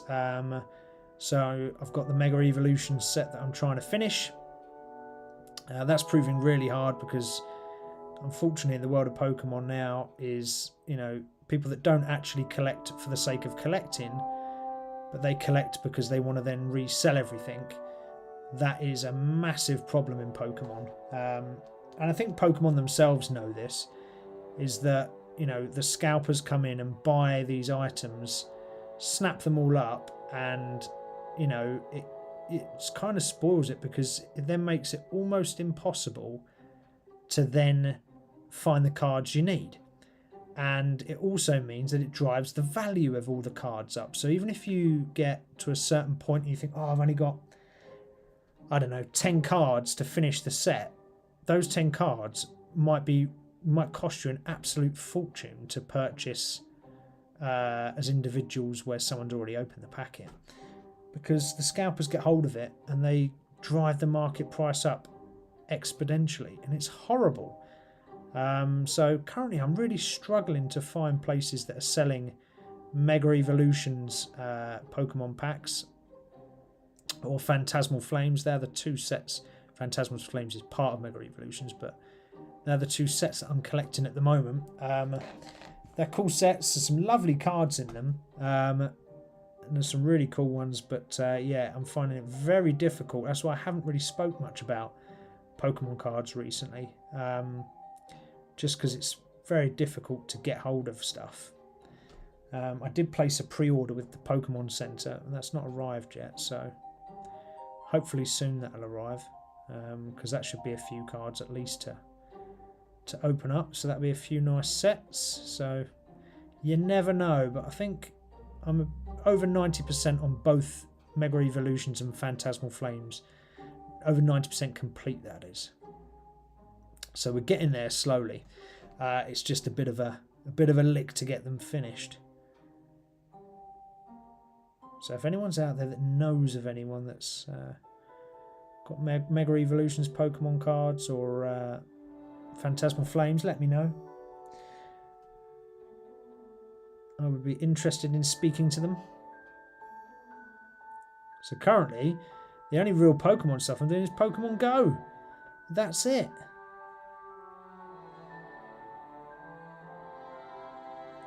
So there's not much else going on in my Pokemon world. Retro gaming, I might be going to a retro gaming event coming up soon, actually. So it's a fair, a fair that sells all retro games. So that's coming up a couple of months' time, I think 2 months' time. And I'll be going with my cousins. So that'll be nice. And then hopefully after that, we'll then come back here and play some of the games or whatever. So that'll be cool. I might be able to find a nice little something, a nice little game, a trip down memory lane for my Nintendo.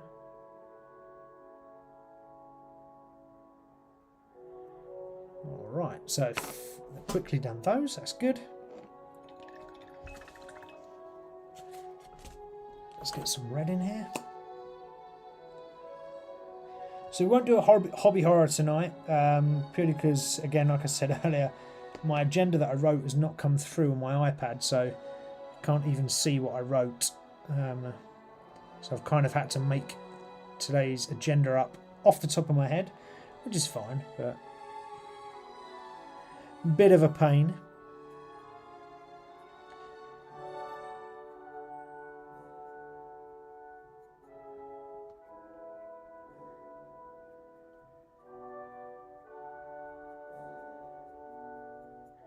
Don't you love it when you get the mixture of paint to water ratio just right, and the paint spreads onto your Mini really nicely? It's just one of them weird feelings. It's just like, so satisfying.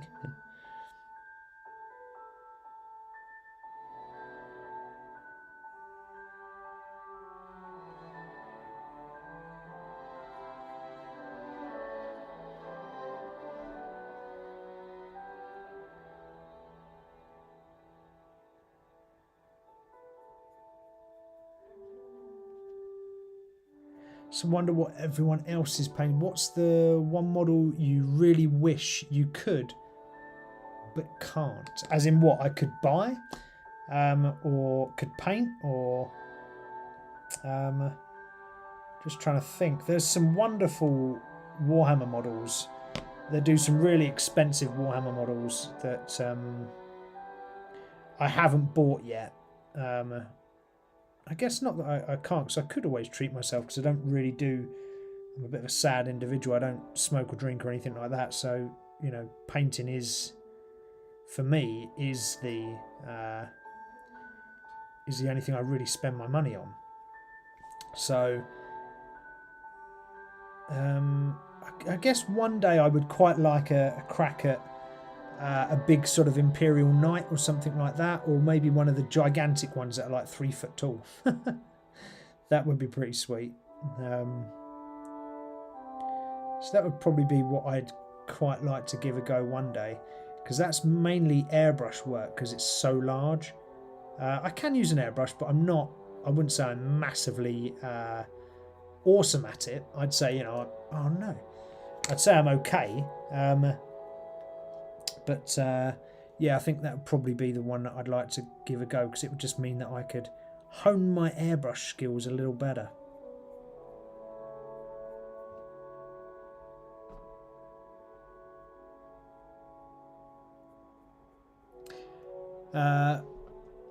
Clean your glasses, bud. It said could get but can't. Oh yeah, okay, yeah. Sorry, Bree. Yeah, it would probably be one of them gigantic Imperial Knights because they're like £3 grand. But it would be a hell of a paint though. That would be such a cool thing to do because they're massive. So yeah, I think that would be my choice, Mikey.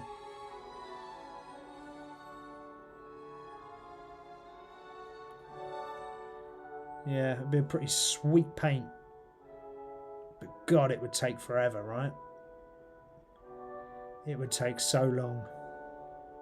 Because these things are like 3-4 foot tall. And they're so expensive. I mean, everything else, don't get me wrong, can be expensive, but it's not completely out of your league or the realms of possibility. Those massive titans, they are something else. A, I think they're quite limited in production anyway, and B, they're so bloody expensive. Like, who's got £4 grand just to go? I mean, there are people, I guess, but who's got sort of £4 grand just to go and throw on a model? I mean, to me, that just it seems nuts. I mean, lots of people do though. Yeah, lots of people do. Just something I haven't done yet. I might just get some of the Imperialis dreadnoughts instead. So, Legions Imperialis is like another Warhammer game, and it's Titans and dreadnoughts and stuff. But they're, rather than being, you know, sort of this big, they're like, rather than being gigantic, they're a little bit smaller. So maybe that's the way to go. Maybe to buy some of those. But they're, you know, they're not really any. You could use an airbrush actually, because they're not too small. There are some large panels on them, so I could get some replicas of those. That'd be quite nice to paint.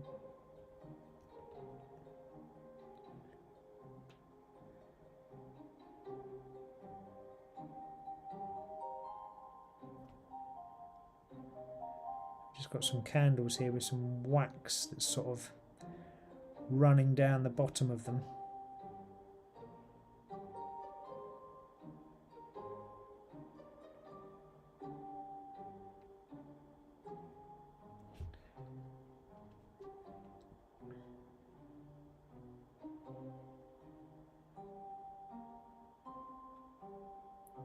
Yeah, how about you, Mikey? What would be the model that you would get if you could get something? If you could get anything?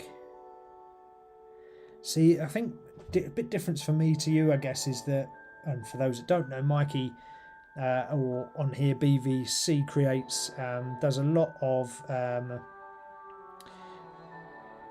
other miniature makes. I do, you know, Dungeons & Dragons Warhammer, but he does things like you know, old World War II Spitfires, or a bus, or a motorbike, or sort of very random kits from all over the place.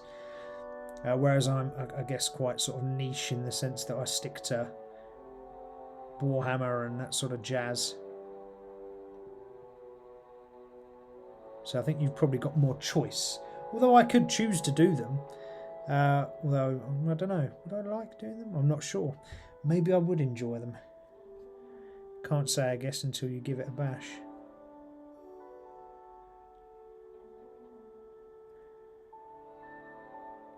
Scale modelling. That was the word I was looking for. Scale modelling.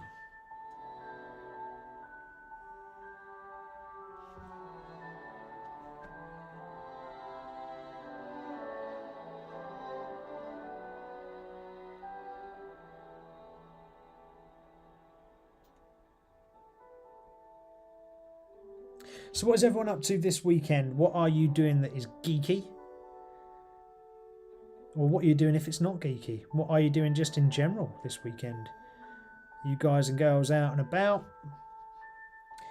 Are you going, perhaps you're making your first ever trip to Warhammer World, or maybe you're going to, I don't know, the Harry Potter experience in London, or maybe you're just going to the pub with a load of mates. Drop it in the chat, let me know. I can live vicariously through you guys. Because for me, tomorrow I do have a game of Warhammer. As I said at the start of the show, my Sisters of Battle will be taking to the battlefield against the Astra Militarum in my Warhammer campaign that we're currently running. So we've got that, and then I'm building a bed. Yeah, so that is about all I have for my plans on Saturday. Sunday I am fixing my truck, so I've got to do a bit of work on my truck, and that is about it for me. That's sort of the highlights. I probably will do a bit of gaming or something.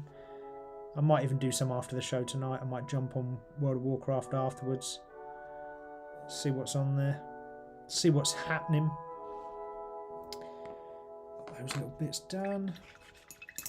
For me, it would be a Meng 1 to 35 scale Mark 5 tank with full interior. Oh mate, God, that would take for some time. 1 in 35. Yeah, that is pretty big, isn't it? Yeah. That's going to take some time. Would I like to do that? I don't know. I don't know whether I'd want to do something that scale. Yeah, great question. I think it'd be quite fun.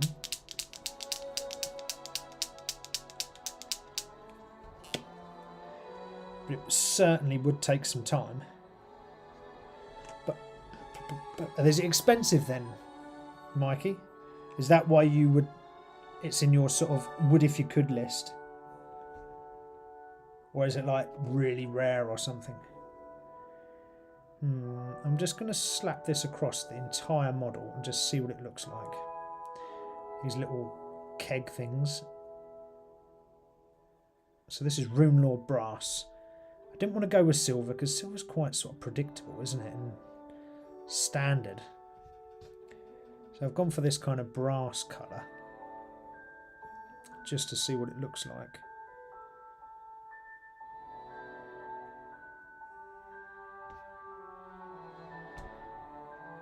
Hopefully it looks alright. Yeah, it looks okay, doesn't it? That is alright. Futuristic-y. Could always get the rust out and put some rust across it as well.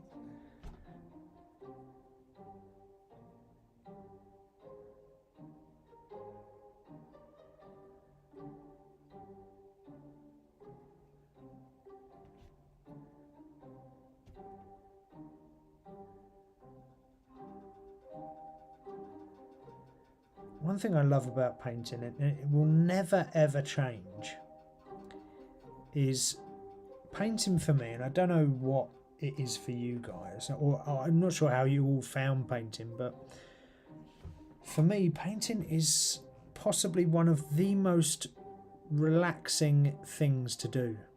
I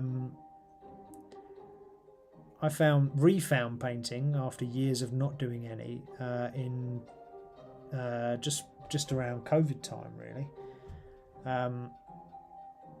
And I refound it and got back into it after doing it as a kid. But you know, as a kid you don't really paint. So I've not long been doing it, I guess. Well, COVID was a few years ago, so yeah, I guess I've been doing it a while. But it's so relaxing. Painting just takes you into a different world. And I know when I'm talking to you guys, it's, you know, there's kind of like a conversational topic or whatever, and you're chatting away. There's not always the need for that when you're doing it by yourself. So you can sort of just slip away into this different world, I guess, and just immerse yourself in your own thoughts, which is, you know, mostly good, I think. And you can just escape from the crazy world that is today. Because I quite often find, especially when I'm, you know, sat by myself working or something, and then something will come across my mind, and you know, it could be, I don't know, worries about X, Y, Z, or thoughts about DCA or DCB or whatever you want to call it. But whereas painting, I just find it sort of takes away that, and just gives you takes me to a weird place. Painting does. I guess it's my zen point, and that's why I love it so much. Even when the painting is difficult or stressful, not stressful in a bad way, but I'm trying to find the right word, but tense, I guess. But it's still nice to do. Quite often when I paint, I find that as well that I get into sort of a certain mind state, and which is very relaxing and away from everyday stresses. I think that's one of the best things about painting. And I don't know what you guys think and how you found painting in the first place, but I think it's possibly one of the best things to do for your mental health. It's really, really good.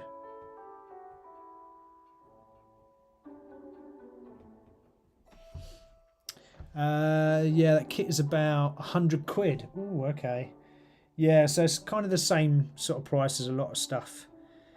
Top end Warhammer stuff is sort of that price. All the big pieces are around £100. I received a kit with a similar price tag last night. Woo! 135 American Army Tactical Fire Truck, 32 centimeters long. Youch! That's a big boy. That's cool though, dude. Yeah, I'll have to look forward to seeing the pictures of that finished. That's going to be epic. That's going to look very cool. Oh, there you go. The tank is £80. Oh, okay. All right, not bad. See, Mikey, that's not out of the realms of the impossible. That's doable. I thought you was going to tell me that, the thing that you were looking for was like a $6,000 1 in 2 scale or something.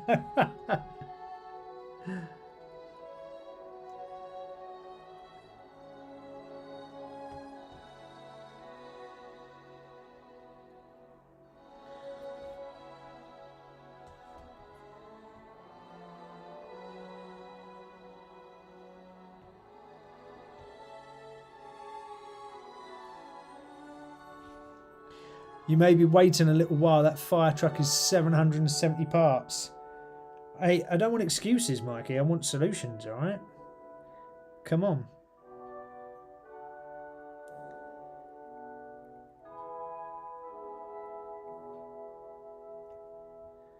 Yeah, we can't have excuses here, bro.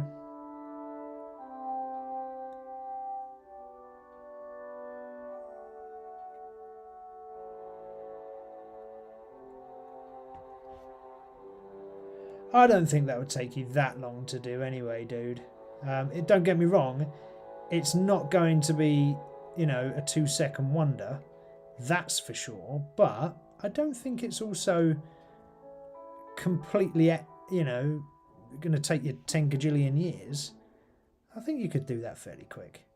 I have faith in you, Mikey, alright? I know sometimes you might not feel like you have faith in yourself, sir, but I have faith in you.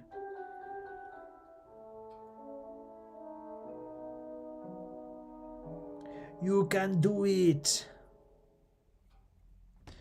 Alright, so these big sort of power cells are this brass colour, which is quite cool. And we've got these smaller ones. Need to do them slightly different colour.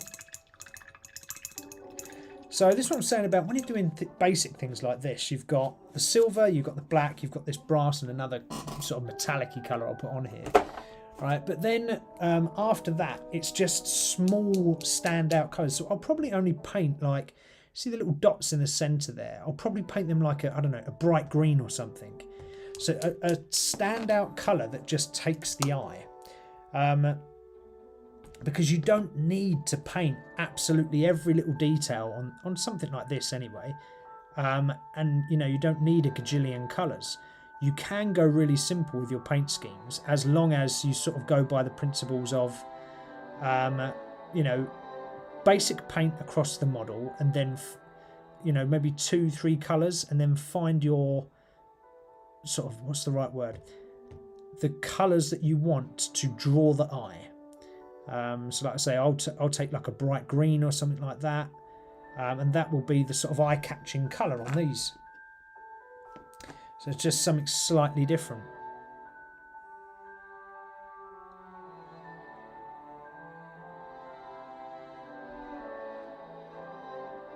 These look like sort of nuclear fusion cores or something, these do. They're still quite cool though. A friend of mine 3D printed them for me. So they're sort of clear objective markers that I can use in my Warhammer games.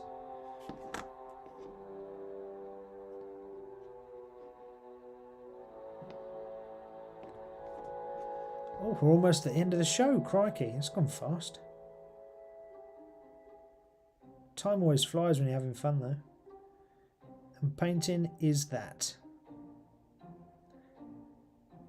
And that's kind of why I set the channel up, is just because I enjoy the painting.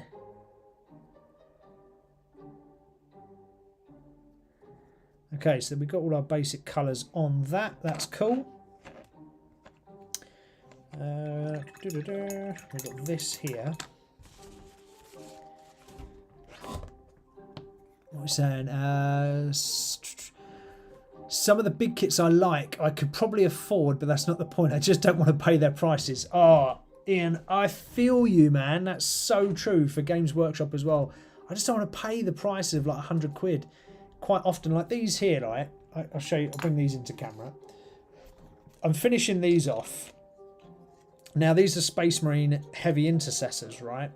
I bought these and they were badly painted and badly finished models, and I bought them secondhand, and I'm renovating them, bringing them up to standard, because I didn't want to spend 38 quid for the box of 5 models. So I bought them for about 15 quid secondhand, and I'm just going to paint them and I'm bringing them up to standard, right? So much nicer. Like that big Agora Zero you have, Mike. Ridiculous money. Oh god, yeah, that Zero is stupid money. Last time I checked it was, what? 1,300? Wow! Gee whiz, man. What kind of model is that? Dude, that's nuts. Come on. That's just crazy money, Mikey. That's not good. That's not good for anybody now. That you're just, you know, the rest of us geeks are wincing in our thoughts there for you. That's a lot of money. Crikey. That's the whole reason I haven't bought one of those massive Imperial Knights. Just because they're so expensive. You know, they're even second hand you can pay £2 for them. I'm simply not paying that. That's just absolutely ridiculous. Although, saying that, right, with 3D printers now, if you get yourself a 3D printer or have a friend that has a 3D printer, you can print pretty much anything for, you know, even if you said you printed a massive scale model, it's only going to be, you know, less than 100 quid for the resin. And there's so many files online for different models. I'm sure I could probably get an Imperial Knight somewhere and print one of those off.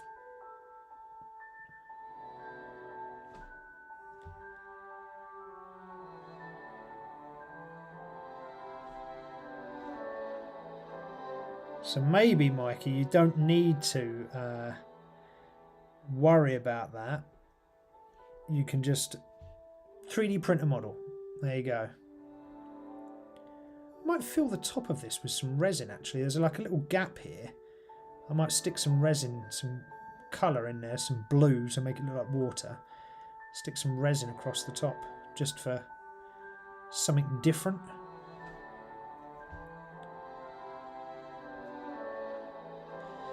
I'm not liking how this metallic's coming out. I don't think I've mixed it properly.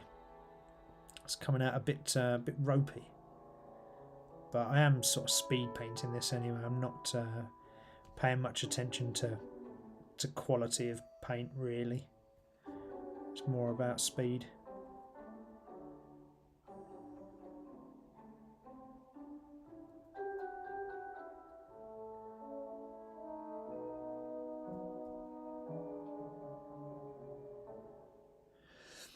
Uh, 118 scale, 0 with lights, sound effects, powered propeller, powered undercarriage, an automatic takeoff, banking and landing motion.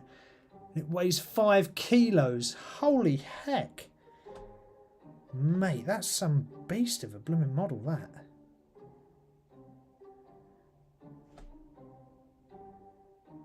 I'm going to have to look it up now after this stream just to see what you're talking about. That's some crazy stats right there.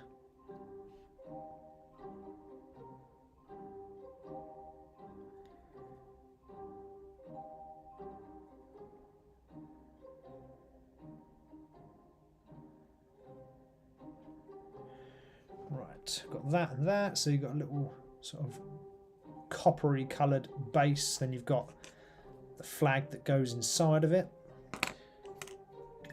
That's quite good.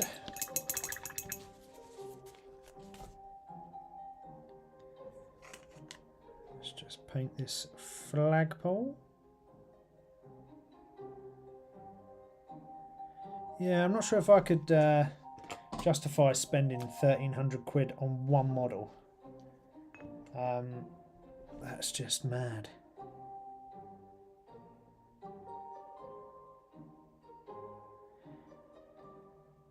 I also think I could buy so much more for 1,300 quid.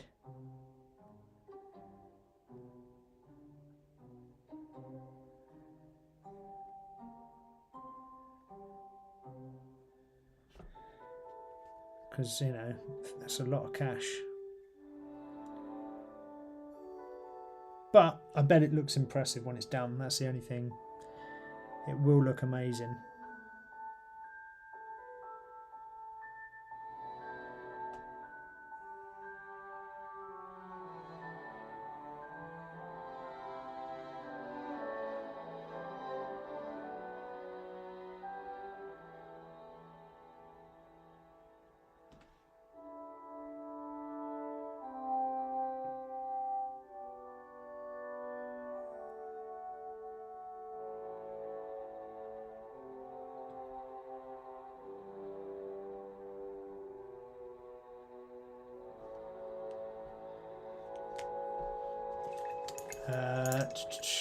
Cool. Try again, Ian. It's closer to 18 kilograms. What? Are you kidding? What the heck? That's mental. Mate, you're going to put your back out just picking the thing up. Crikey. That is nuts. Absolute nuts. Talking of nuts, where's my... Ah, there we go. Yeah, that's some crazy talk right there. That is, boys. Eesh.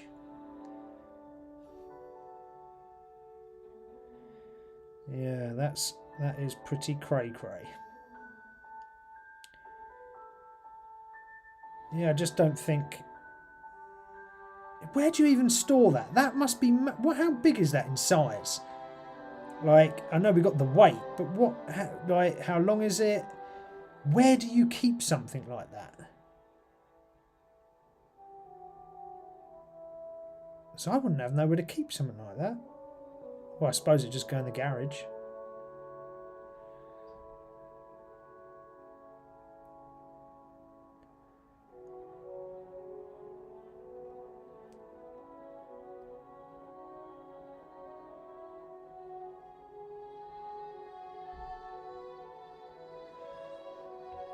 Oh, trust me, Steve, I did not spend a penny on it. Agora donated a load of them to Model Heroes, so Model Heroes shipped them out to some of us beneficiaries. Oh, nice. Wow. What a heck of a model, though. I guess is the sort of caveat on it that you got to build it and send them the photos of it or something, so they can, I don't know, share it on some social media. So they can say, oh, we helped Models for Heroes the beneficiaries, you know, to get into scale modelling and blah blah blah, and we sent them these crazy ass massive gigantic models.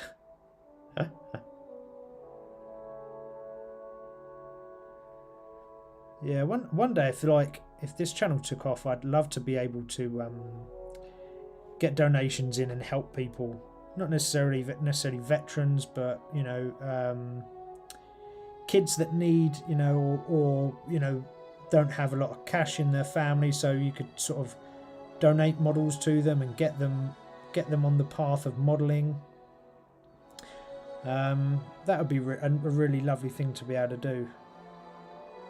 I don't need no models, but I'd like to be able to do that sort of donation thing. I think it's really nice.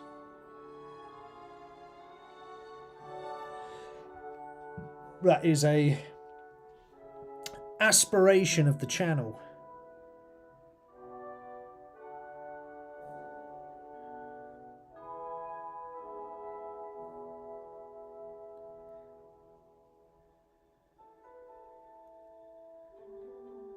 So one day we'll get there.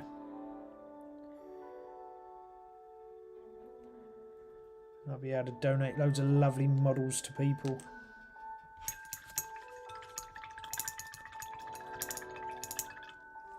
Oh, what a lovely position to be in. I've always think that about like millionaires and stuff like that. And I'm sure some people probably do, but I think they need to donate more to people and help more people out. I just don't think they do enough of it, in my humble opinion. You know, and who am I at the end of the day to say that they don't donate enough?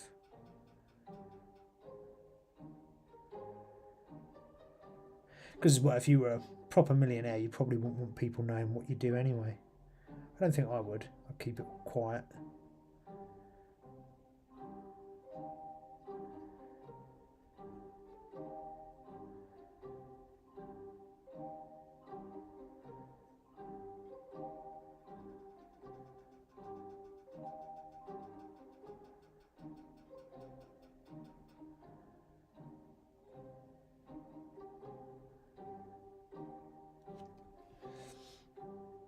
Slowly getting there on this one. Nice and quick though, isn't it, really? At the minute it's still in boxes. I haven't had the time or confidence to build it. Yeah, if we decide to sell them, then any money raised has to go to Models for Heroes. Yeah, that's fair. Looking at Malcolm's work in progress, it's under a metre squared. Oh my lord. We do a yearly fundraiser for Model for Heroes on the channel. This year we raised 1,700 quid. That's awesome. Yeah, I'd like to do some more fundraising. That'd be nice. Like I say, not necessarily for Models for Heroes, but I'd like to do it for kids' charities. Would be my thing. That was what I'd like to do at some point. So again, if I got lots more viewers on the channel and subscribers on the channel, then I'd probably, if I got maybe 500 or something, that's what I'd probably go to try and do in my first year. Is just to get, you know, people donating to worthy causes.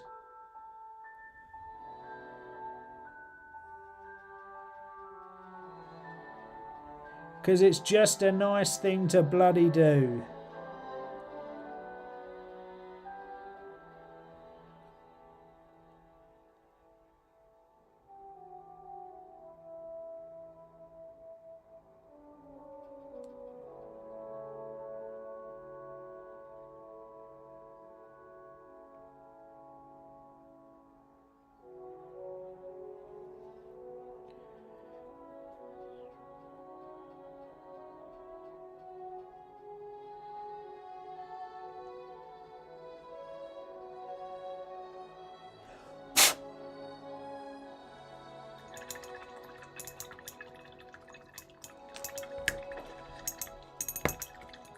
Oh, I didn't realise the time. We're actually 10 minutes over. It's been good. I'd say sometimes you get into the flow of doing things when you're painting and you just sort of get, you know, in that zone and you don't really want to stop. I'm kind of in that mood at the moment. where you're just like, nah, I don't really want to stop, I just want to keep on painting.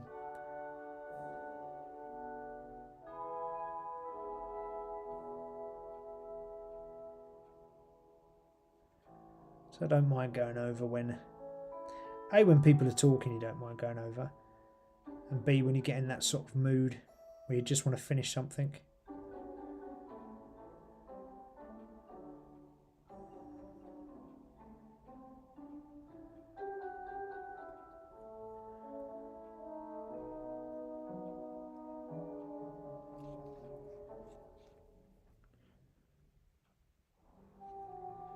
Yeah, having a break sometimes from really difficult or intricate models and doing something like this is so nice, because you can just hammer through it and you get a real sense of accomplishment very, very quickly, whereas like the model you were just painting before, let's use that our Triumph for St. Catherine, takes a long time to paint. And although it looks amazing when it's done, it takes so long, it's almost like, whoo, that was a hard old effort. Whereas you get something like this and you can sort of see the results of it very, very quickly. And all of a sudden be like, oh yeah, that's cool, I'm happy with that. On to the next one. So you feel like you're sort of, you know, painting fairly quickly and achieving a lot in a small amount of time.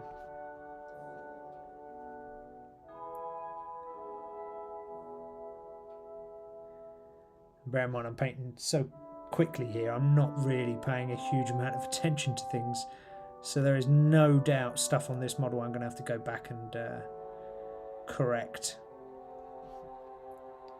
But just getting the basic colours on is good enough.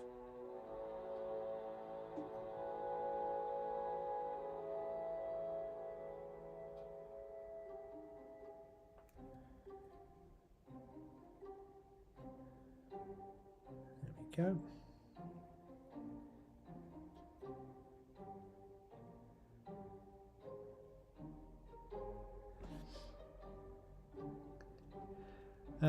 Yeah, it is indeed a very humbling experience running a fundraiser. Yeah, I can imagine it is, man. I would really like to do one at some point, and I will. I've done a lot of fundraising in the past, not on my YouTube channel, but just in life in general. And it's a nice thing to do, especially when you find a really good cause. You know, that's super important. Find a good cause, get involved with them, and nice to donate.